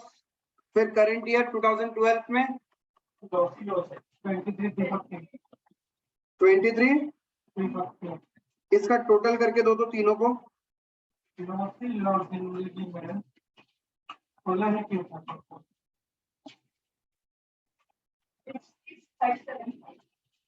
यानी ये मेरे ट्रेडिंग लॉसेस है।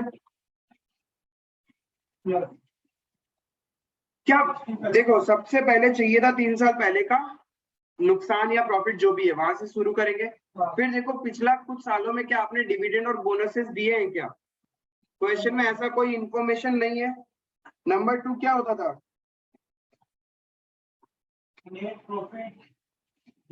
नेट डिविडेंड और bonuses declared during the period.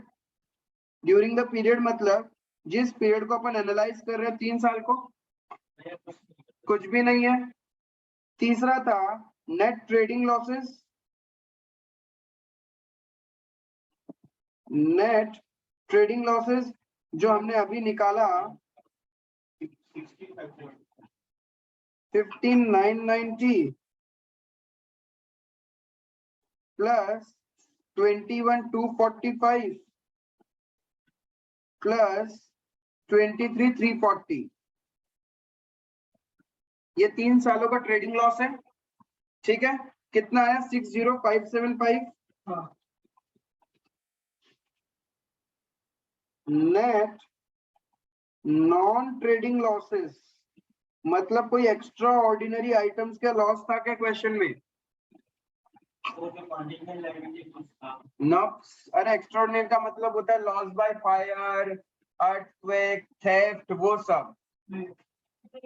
ऐसा कुछ भी नहीं है नॉन ट्रेडिंग लॉसेस।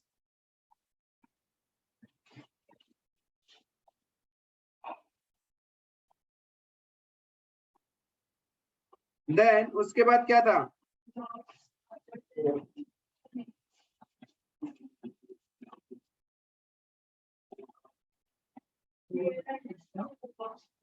रियलाइजेशन का लॉस, लॉस ऑन रियलाइजेशन। क्या क्या नुकसान हुआ था? गुडविल था बुक्स में कितना रुपए का, और मिल कितना आ रहा है? तो 99,000 गुडविल से नुकसान। देन बिल्डिंग से नुकसान 50,000 का।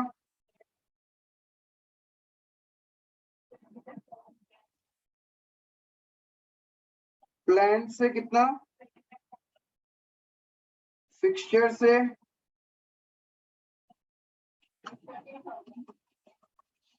13,000। स्टॉक से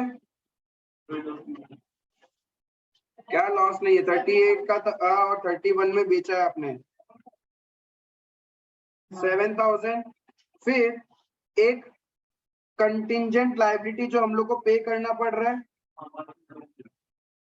वर्कमैन कंपनसेशन बुक में लायबिलिटी था नहीं, अब पे कर रहे हो तो ये भी तो एक नुकसान है, 5,000। तो टोटल लॉस कितना हो गया? हाँ, डेटर से कौन सा नुकसान हो रहा है? डेटर कितना? 5,000। ठीक है, तो टोटल लॉस ऑन रियलाइजेशन कितना?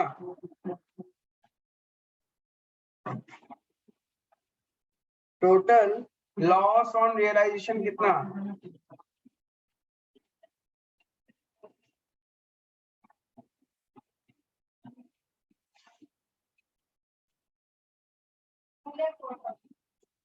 $2,04,000.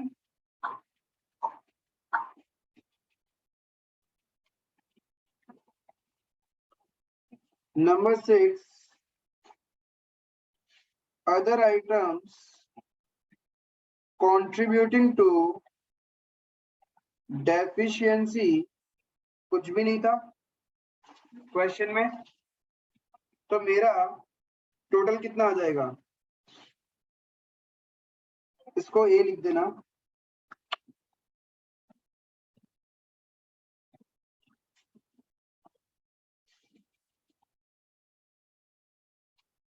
कंट्रीब्यूटिंग टू डेफिशिएंसी का टोटल कितना है?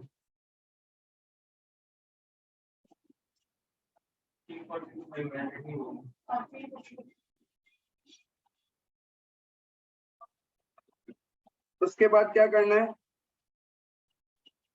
reducing efficiency.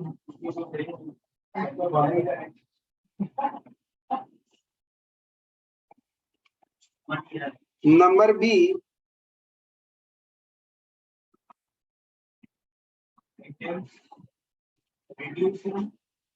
reducing deficiency for the sake of practice. Number 1 क्या था उसके अंदर में? Excess of asset over liability and capital. बात एक ही है, excess of assets over liabilities and capital, ठीक है। 3 years ago कुछ भी होता तो कुछ है नहीं, देन और क्या था? और होगा net trading profit, net trading profit, उसके बाद non net trading profit, net trading profit, net non trading profit, profit और प्रॉफिट ऑफ रियलाइजेशन, उसको रिवैल्यूएशन प्रॉफिट हो गया है। नहीं, प्रॉफिट ऑन क्वेश्चन में दिया है रियलाइजेशन, हम तो रियलाइजेशन बनेगा वैल्यू में करेंगे other items तीन क्वेश्चन आ गए reducing deficiency,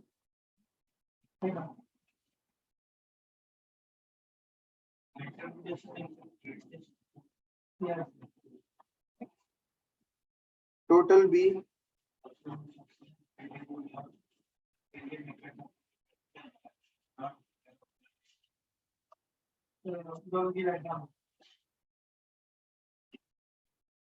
deficiency as per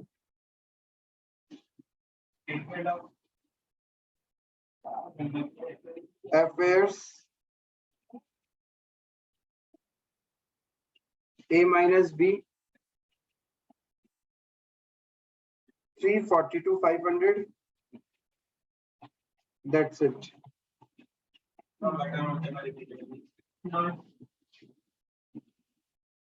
इस तरीके से आपको डेफिशिएंसी अकाउंट बनाना होता है। आई होप समझ में आया। हाँ, रिवर्स है उसका।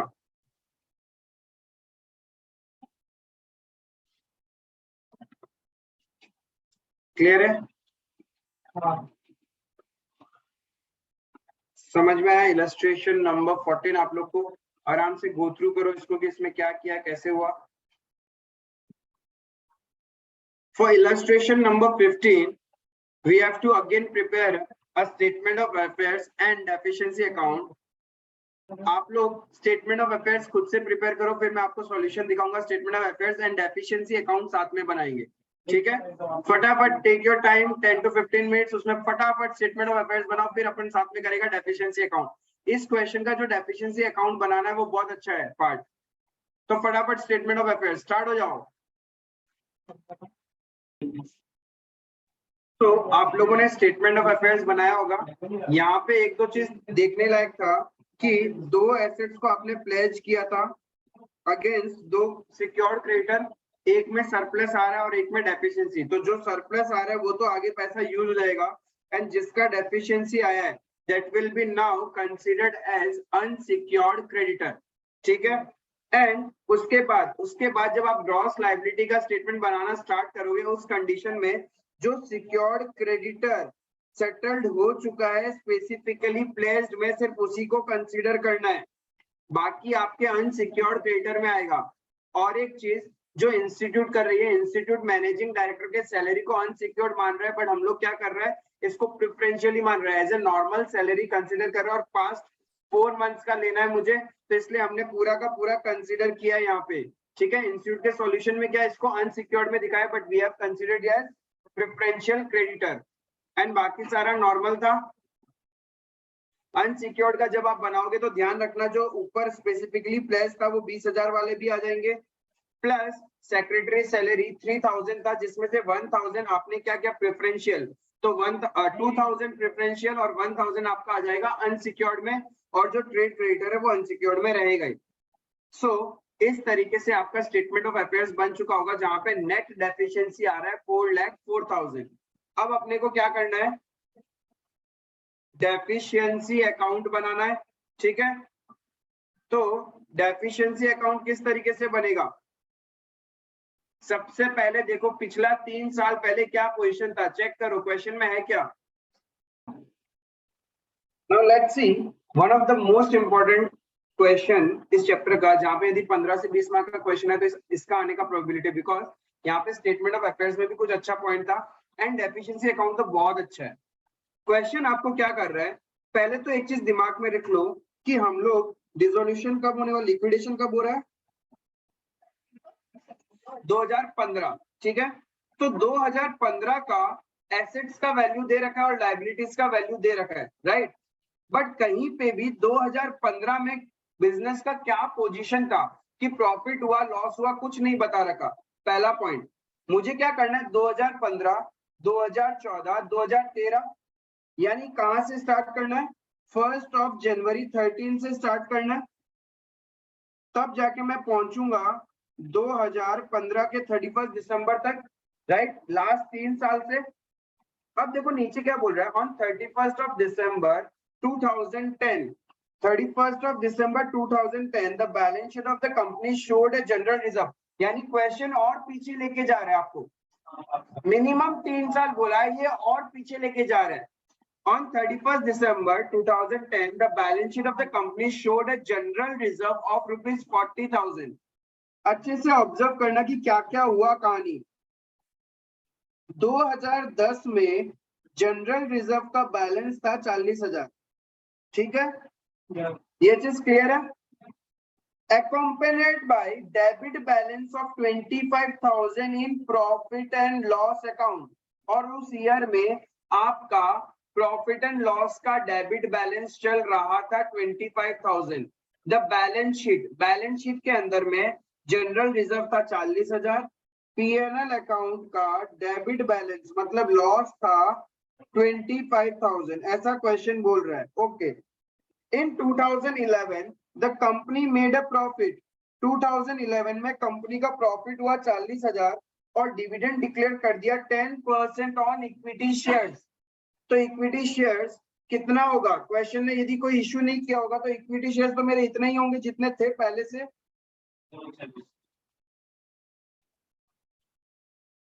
इतना ही।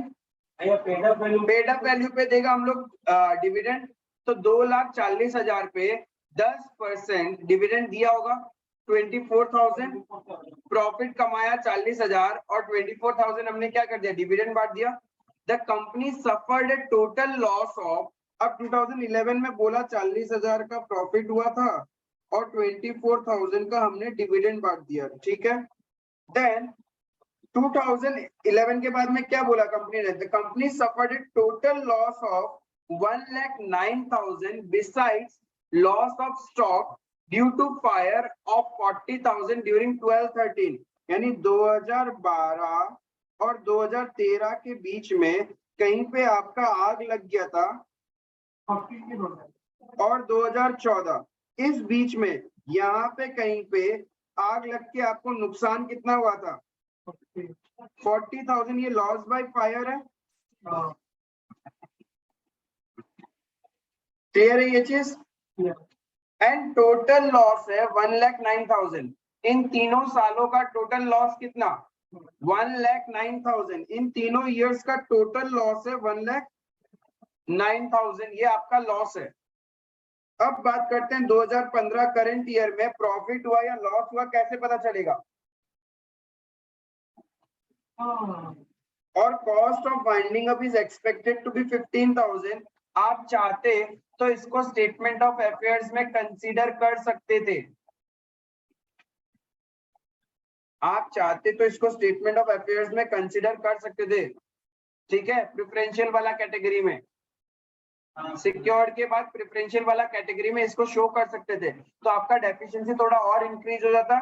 और करंट ईयर में 2015 में हम लोग क्या करता, प्रोविजन बना देता इसका, तो प्रोविजन बनाने से लॉस ऑटोमेटिकली इंक्रीज हो जाता। इसका डबल इम्पैक्ट क्या होता, एक बार प्रेफरेंशियल क्रेडिटर में दिखाते, सेकेंडली करंट ईयर के जो 2015 का जो अपन लॉस निकालेगा उसका लॉस इंक्रीज हो जाता, because we will make provision for cost of winding up.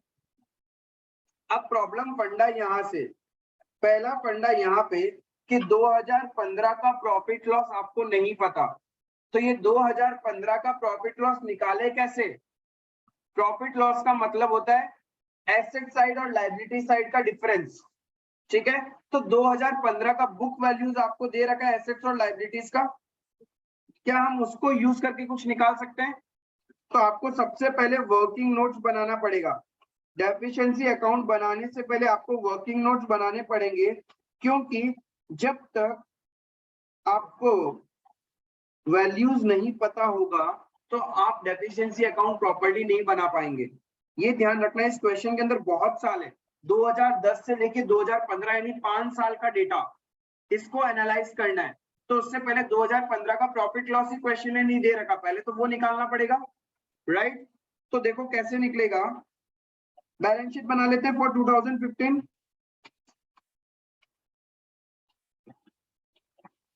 आपको बैलेंस शीट बनाना पड़ेगा।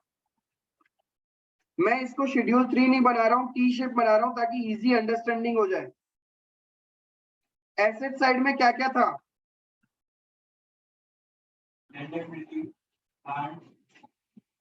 Land and building, plant,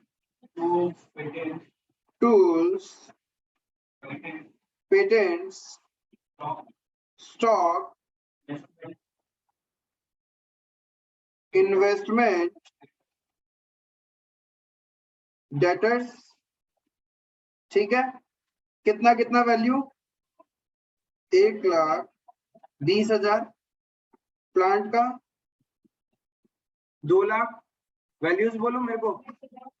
tools 20,000, patents 50,000, stock 87,000, investment 1,80,000, debtors 90,000। ये क्वेश्चन ने दे रखा है। नेक्स्ट, इधर में लायबिलिटी साइड में क्या क्या है? इक्विटी शेयर कैपिटल कितना?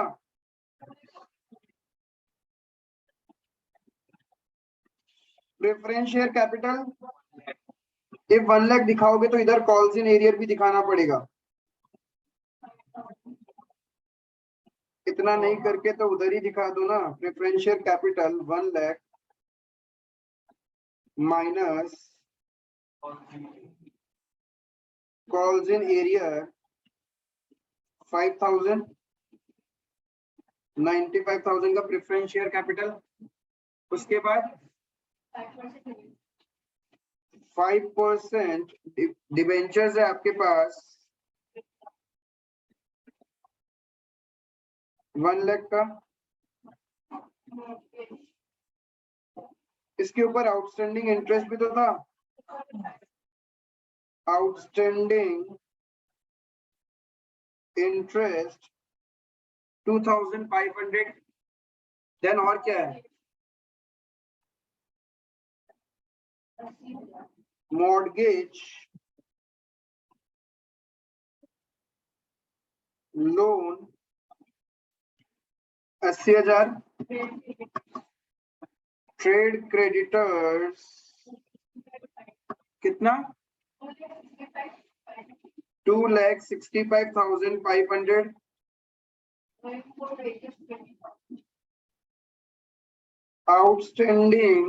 Outstanding wages,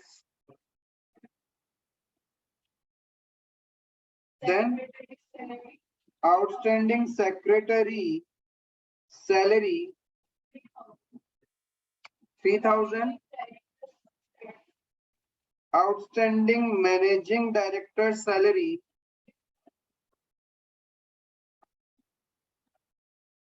1,00,000, bank overdraft 1,90,000। ठीक है, अब छोटा सा चीज देखना, समझना बहुत अच्छा चीज है। ठीक है, अभी तक खत्म नहीं हुआ कहानी। क्वेश्चन ने कुछ डेटा दिया था मुझे, उसके लिए मैं एक अकाउंट बनाऊंगा, फोकस करना उस पे, रिजर्व एंड सरप्लस अकाउंट। ठीक है, क्वेश्चन ने कुछ डेटा बोला मुझे, क्या डेटा बोला 2010 में, डेट के कॉलम में लिखा 2010, 40,000 आपका जनरल रिजर्व था, तो यानी 2010 में by balance brought down I can say 40,000। Then फिर तुम्हारा प्रॉफिट एंड लॉस का डेबिट बैलेंस था, तो माइनस ही होगा ना। बाय जनरल रिजर्व, इधर ऐसे बैलेंस बीडी नहीं लिखना है, तो I can write bye general reserve, इतना था रिजर्व एंड सरप्लस में, एंड लॉस हुआ था 25,000, तो वो माइनस करके तो रिजर्व एंड सरप्लस में दिखाते हैं शेड्यूल 3 में। तो 2010 का रिजर्व एंड सरप्लस का बैलेंस कितना बच गया,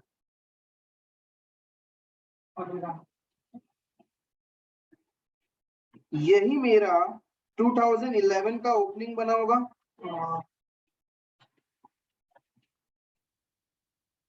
यदि पुराने सालों में रिजर्व एंड सरप्लस का बैलेंस चलता आ रहा है, तो 2015 में भी तो कुछ ना कुछ तो बैलेंस होगा उसका, वो तो क्वेश्चन ने दे नहीं रखा, वो निकालना है अपने को। तो कितना होगा 15,000। फिर 2011 में क्या हुआ, 40,000 का प्रॉफिट हुआ, तो क्रेडिट साइड में आएगा, उसमें से आपने क्या कर दिया, डिविडेंड दिया ना ना ना ना। जब आप डिविडेंड देते हो, इक्विटी को डिविडेंड दे रहे हो, तो ये ऑब्वियस सा बात है प्रेफरेंस को डिविडेंड दिया होगा। बिना प्रेफरेंस को डिविडेंड दिए इक्विटी को डिविडेंड कैसे दे सकते हैं, ये तो प्रेफरेंस का नाम ही वही है, प्रेफरेंस डिविडेंड। तब इक्विटी को ही मिलेगा। यहाँ क्वेश्चन में प्रेफरेंस है आपके पास में, तो डिविडेंड आपने 2 जन को दिया होगा, प्रेफरेंस वालों को कितना दिया होगा, रेट क्या है प्रेफरेंस शेयर का 6%, कितना आएगा, क्या बोल रहे हो,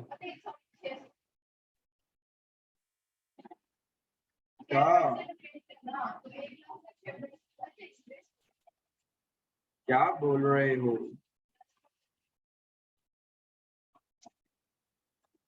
आपका प्रेफरेंस डिविडेंड आपने कितना कैलकुलेट किया यहाँ पे, declared a dividend of 10% on equity shares।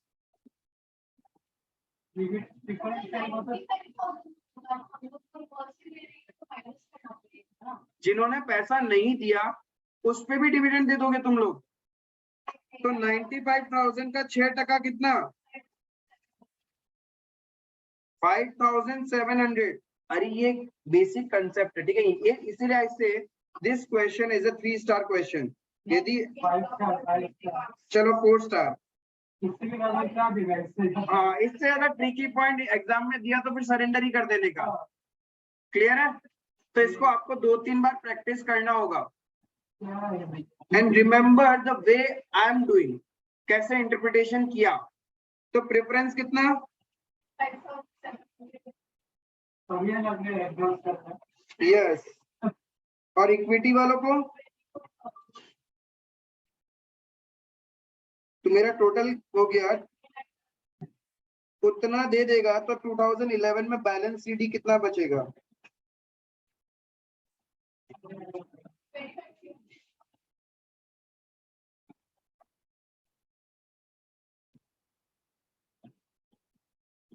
Clear है? बहुत अच्छा बहुत अब 2012 3 साल का एक साथ में, क्योंकि अलग अलग नहीं दिया हुआ, तो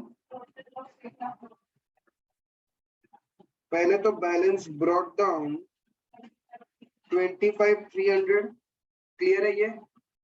उसके बाद में क्या हुआ, लॉस हुआ इन 3 सालों में 2012, 13, 14 लॉस हुआ, तो इस तरफ to profit and loss account कितना रुपए का, 1,09,000 का आपको नुकसान हुआ है। क्लियर है ये चीज? उसके बाद क्या हुआ, आग लग गया था एक, वो भी लॉस ऑफ स्टॉक,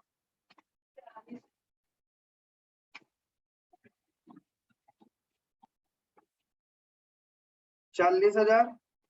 तो 2014 में बाय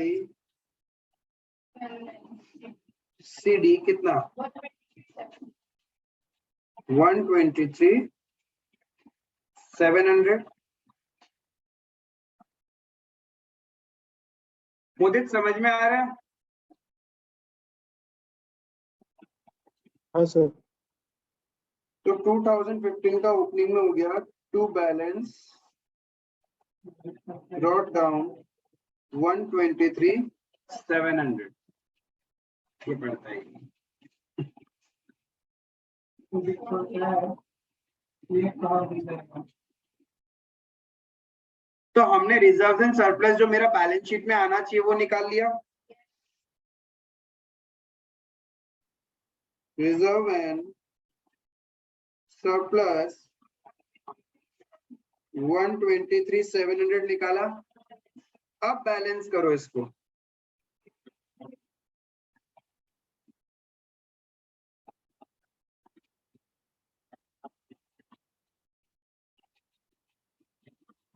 ऐसा भी कर सकते थे तुम लोग, देखो और एक तरीका बताता हूँ याद रखने का। रिजर्व एंड सरप्लस आया 123,700, ठीक है, ओपनिंग बैलेंस। इन दोनों का डिफरेंस क्या होगा, रिजर्व एंड सरप्लस का हिस्सा है, लाइबिलिटीज का टोटल कितना आ रहा है, 240 प्लस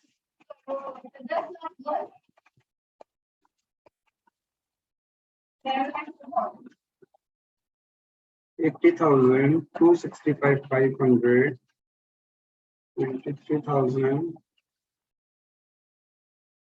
10,02,000। तो इधर भी वही होना चाहिए, माइनस 1,20,000,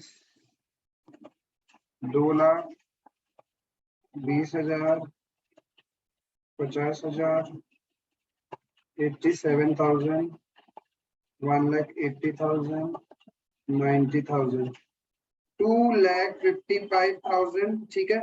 ये क्लोजिंग बैलेंस होना चाहिए आपका।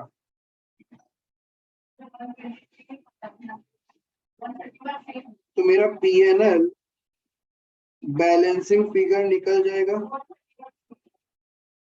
131,300। ये हो गया मेरा लॉस फॉर द ईयर। उसको निकालना ऐसे नहीं, ऐसा लगता है कितना इजी है, लेकिन वो खुद से करने जाता है ना, चला जाता था। अब ध्यान में रहेगा जब आप नेक्स्ट टाइम इस क्वेश्चन को रीड करोगे, इसको सॉल्व कैसे करना है, ये इंटरप्रिटेशन आपको पता होना पड़ेगा। चलेगा यार, 20 मार्क में परफेक्ट करके आओगे तो क्या दिक्कत है। और घर पे 2 या 3 बार प्रैक्टिस करके जाओ आप लोग, आराम से हो जाएगा। ये 40 मिनट से पहले हो जाएगा। क्योंकि ऐसा क्वेश्चन जब आता है एग्जाम में तो ज्यादा मॉडिफिकेशन नहीं होता है इसमें, बस फिगर्स चेंज होता है, सब कुछ सेम रहेगा। जहाँ तक कर पाएगा करेगा, अगर कहीं पे विश्वास तो टाइम वेस्ट नहीं करेगा फिर बाद में इसको देखने का। आधा आधा करने के लिए तो 10 बार भी जाएगा। यस, तो अब अपन क्या करेगा, कहाँ से स्टार्ट करना है वो आपका मर्जी है, ठीक है। आप पूरा 2010 से भी स्टार्ट कर सकता है, कहीं से भी डेफिशिएंसी अकाउंट को स्टार्ट कर सकता है। क्वेश्चन में तो कहीं बोला नहीं है ना। ज्यादा से ज्यादा पीछे 3 साल पीछे जाके स्टार्ट करना है तो 2011 से भी कर सकते हो, 2012 से भी कर सकते हो आप लोग, और 2010 से भी कर सकते हो। Your wish, your wish. ये पार्ट को अच्छे से करो, फिर अपन आगे डिस्कस करते हैं कि पूरा डेफिशिएंसी अकाउंट कैसे बनाएगा। So now see deficiency account. देखो 2015 में हम लोग का लिक्विडेशन हो रहा है, तो हम लोग को चाहो तो आप लोग 2010 से शुरू कर सकता है, 2011 से भी शुरू कर सकता है, ठीक है, आपका मर्जी है। तो यहाँ पे बेटर है कि हम लोग 2011 से शुरू करें। 2011 में क्या है, प्रॉफिट है, ओपनिंग बैलेंस है ना 15,000 का। तो 2 पार्ट बनाना होता है अपने को। Part A, items contributing to deficiency, ठीक है, जिसमें नंबर 1 क्या होता है, excess of capital and liabilities over asset।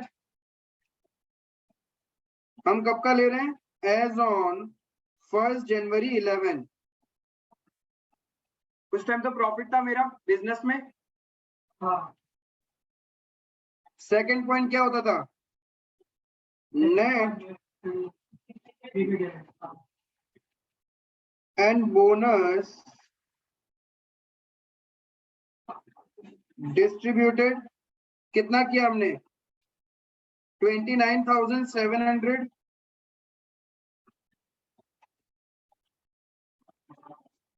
Number 3, net trading losses. Trading losses कितना हुआ, 2011 में कोई लॉस हुआ है क्या अपने को? 2011 में तो प्रॉफिट हुआ था 40,000 का ट्रेडिंग से, लेकिन 2012 से लेके 14 तक लॉस है और 15 में भी लॉस है।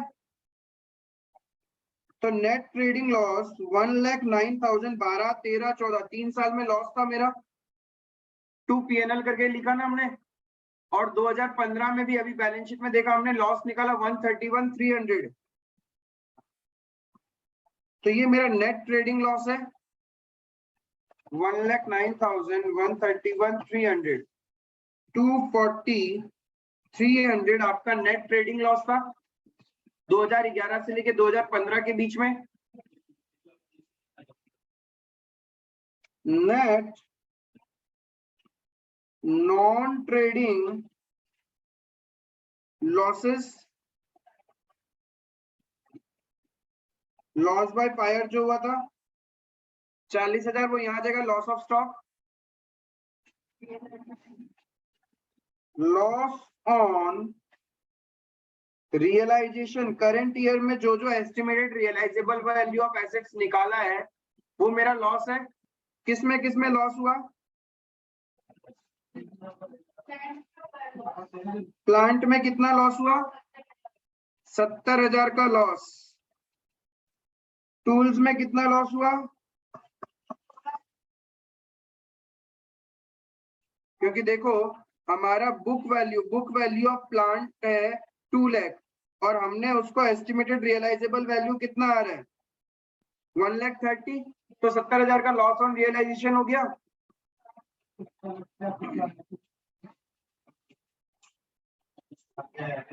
देन पेटेंट्स 20,000 का लॉस, उसके बाद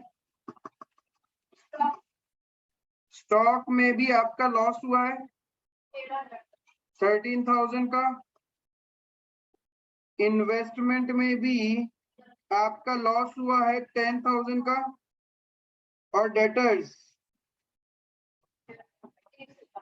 देखो मैं फिर से बता रहा हूं आपको, इफ आप लिक्विडेशन का कॉस्ट को यहाँ कंसीडर करोगे तो ट्रेडिंग लॉस भी बढ़ जाएगा और आपका वो स्टेटमेंट ऑफ अफेयर्स में भी आएगा। लिक्विडेशन का कॉस्ट को आप लॉस ऑन रियलाइजेशन मान सकते हैं, उससे आपका जो स्टेटमेंट ऑफ अफेयर्स है उसके अंदर प्रेफरेंशियल क्रेडिटर्स में भी वैल्यू बढ़ेगा, तो स्टेटमेंट ऑफ अफेयर्स में नेट डेफिशिएंसी और बढ़ जाएगा। आप चाहो तो उसको दिखा सकते हैं, ठीक है। एग्जाम में दोनों वे पॉसिबल है। उसके बाद में कितना आ गया इसका टोटल,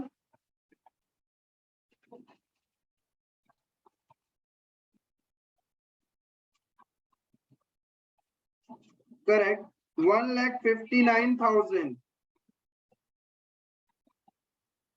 देन नंबर 6 होता है अदर आइटम्स, कुछ भी नहीं है क्वेश्चन में। टोटल ऑफ ए कितना,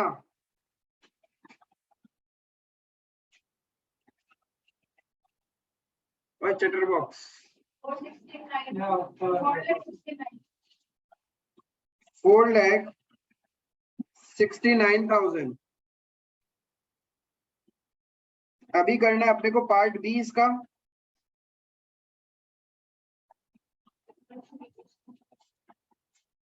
items reducing deficiency, number 1 excess of assets over capital and liabilities as on 1st January 11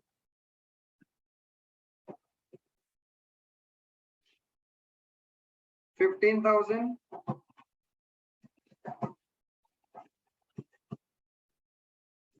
trading profits किस ईयर में हुआ था, 2011 में हुआ था, क्या 2021 भी बोल सकते हैं अपन इसको, 40,000 का हुआ था।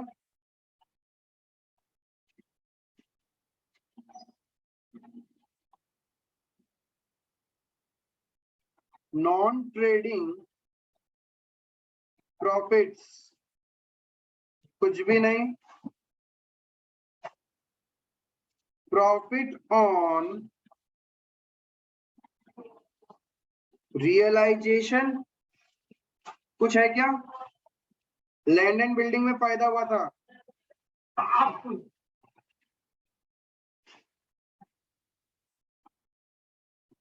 $10,000। नंबर 5 सॉरी सीक्वेंस गलत हो गया, 7 8 9 ऐसे रख सकते हो आप, ठीक है।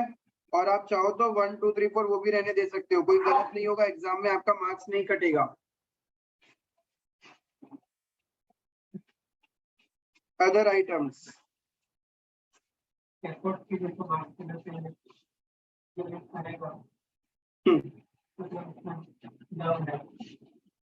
टोटल कितना आ जाएगा 65,000।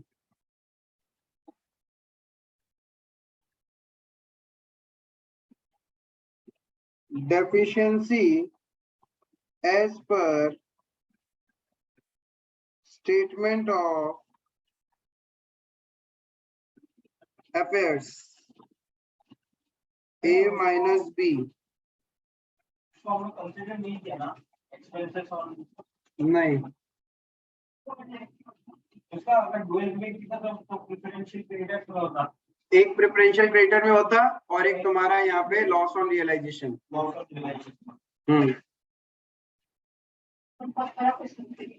ठीक है, so this way the one of the most important question for your liquidation खत्म होता है, and with this we cover the entire liquidation part. Clear है? तो अभी तक एक बार फिर से थोड़ा सा रिवाइज कर लेता है जाते जाते कि लिक्विडेशन में हमने क्या किया। एक था B list contributories. B list contributories कौन होता है? जो लिक्विडेशन डेट से प्रीवियस 12 मंथ में उन्होंने कोई पार्टली पेड अप शेयर्स को ट्रांसफर किया है और उस टाइम जो यदि बुक्स में कोई क्रेडिटर था तो उनके लिए भी हम लोग उससे पैसा मंगवा सकता है। लेकिन if उस बी लिस्ट का फुल्ली पेड अप हो चुका है तब वो बी लिस्ट का कैटेगरी में नहीं आएगा। क्लियर है? वो थे मेरे B list contributories. Preferential creditors. Preferential creditors कौन होता है? जिनको लॉ ने क्या क्या लाइन में आगे खड़ा कर दिया। प्रेफरेंशियल में दो आता है, एक ओवरराइडिंग प्रेफरेंशियल और एक नॉर्मल प्रेफरेंशियल। ओवरराइडिंग में क्या किया, जो मेरे सिक्योर्ड एसेट सिक्योर्ड क्रेडिटर है उसके साथ में हमने वर्कर्स को भी वर्कमैन ड्यूज को खड़ा कर दिया। ठीक है, प्रोपोर्शनेटली होगा। जितना पैसा सिक्योर्ड क्रेडिटर का वर्कमैन को देना पड़ रहा है एसेट से रियलाइज करके, उतना पैसा ही ओवरराइडिंग प्रेफरेंशियल में रहेगा। क्लियर है?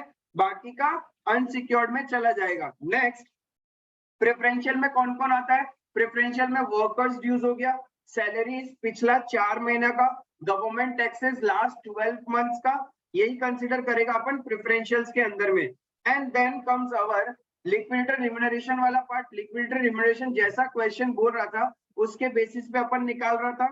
Statement of affairs and deficiency account आज ही देखा। स्टेटमेंट ऑफ अफेयर्स में लिस्ट ए से लेके लिस्ट एच तक है। लिस्ट ए में मेरा है assets not specifically placed and then assets specifically placed, जिसके अंदर name of the assets, ERV, due to creditor, secured creditors, deficiency और सरप्लस। सरप्लस को आगे तक यूज करेगा। Deficiency will be now considered as unsecured creditor, नीचे आ जाएगा। ठीक है, देन समरी ऑफ एसेट्स बनाता था हम लोग, वहां पे ग्रॉस लेना है। नॉट स्पेसिफिकली प्लेस्ड को अदर एसेट्स बोलता है और स्पेसिफिकली प्लेस्ड को बाकी ग्रॉस वैल्यू लेगा वहां पे। And then comes our liability वाला पार्ट। लायबिलिटी वाला पार्ट में सबसे पहले क्या है?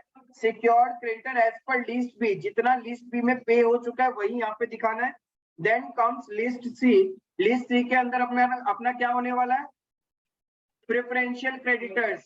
उसको देने के बाद मेरा किसका आएगा? List D, debenture holders having floating charge. And then list F E आएगा, preferential unsecured creditors. Then F preferential holders, G equity share holder, H surplus और डेफिशिएंसी निकल जाएगा। देन डेफिशिएंसी अकाउंट, वहां पे दो पार्ट है, items contributing to deficiency, items reducing deficiency. कम से कम पिछला 3 साल से शुरू करना है। ठीक है, if 3 साल पहले your capital and liabilities was higher than asset, then it is increasing our deficiency. If your assets was higher than capital and liability, तो वो आपके डेफिशिएंसी को रिड्यूस कर रहा था। उसके बाद में कोई भी डिविडेंड वगैरह पे किया है, बोनस पे किया है, तो वो इंक्रीज करेगा। कोई भी ट्रेडिंग लॉसेस हुआ है, इंक्रीज करेगा। नॉन ट्रेडिंग लॉसेस इंक्रीज करेगा। लॉस ऑन रियलाइजेशन इंक्रीज करेगा एंड अदर आइटम्स। ठीक है, उसी का रिवर्स है आइटम्स रिड्यूसिंग डेफिशिएंसी। बाद में ए माइनस बी करोगे तो it will match the balance as calculated as per statement of affairs. Clear है? देन लिक्विडेटर फाइनल स्टेटमेंट कुछ नहीं, कैश अकाउंट की तरह ही है, जहां पे पैसा आएगा और जाएगा रिसिप्ट एंड पेमेंट का तरह। हायरार्की को मेंटेन रखना है। बस वहां पे ध्यान रखना था एक ही चीज कि जो पार्टली कॉल्ड अप वाले हैं उनसे हम लोग पूरा फुल्ली कॉल्ड अप नहीं करता है। वर्किंग नोट में नॉशनल कॉल कंसीडर करके देख लेगा कि उनको रिफंड कितना करना है। जितना रिफंड करना है और जितना कॉल करना है उसका नेट डिफरेंस ही हम लोग कॉल करेगा। Is it clear? बस वहां पे ध्यान रखना फेस वैल्यू, यदि सारे इक्विटी का फेस वैल्यू सेम है तो नंबर ऑफ शेयर्स ले लेगा। लेकिन इफ इक्विटी का फेस वैल्यू सेम नहीं रहा तो हम लोग टोटल पेड अप लेगा, पर या तो पर रुपी निकाल लेगा, पर रुपी को मल्टीप्लाई कर लेगा। हाँ क्लियर है? ये चीज पर रुपी कैलकुलेट करेगा। तो ये है मेरा liquidation of companies. With this we cover entire liquidation. कहीं पे भी कोई भी चीज में इश्यू रहेगा, पहला पार्ट दूसरा पार्ट या कोई भी पार्ट आपको 2 या 3 बार सुनोगे तो एकदम क्लैरिटी आ जाएगा। नोट्स को प्रॉपर्ली मेंटेन करना एंड एक बार घर जाके इस क्वेश्चन को आज क्या करना, वापस से सेल्फ से फिर से करना। ठीक है? And if you like my lectures, आपको अच्छा लग रहा है, मजा आया लास्ट वाला इलस्ट्रेशंस करके, then do like, comment and subscribe to the channel. Chalo, thank you, bye bye. That's all for today.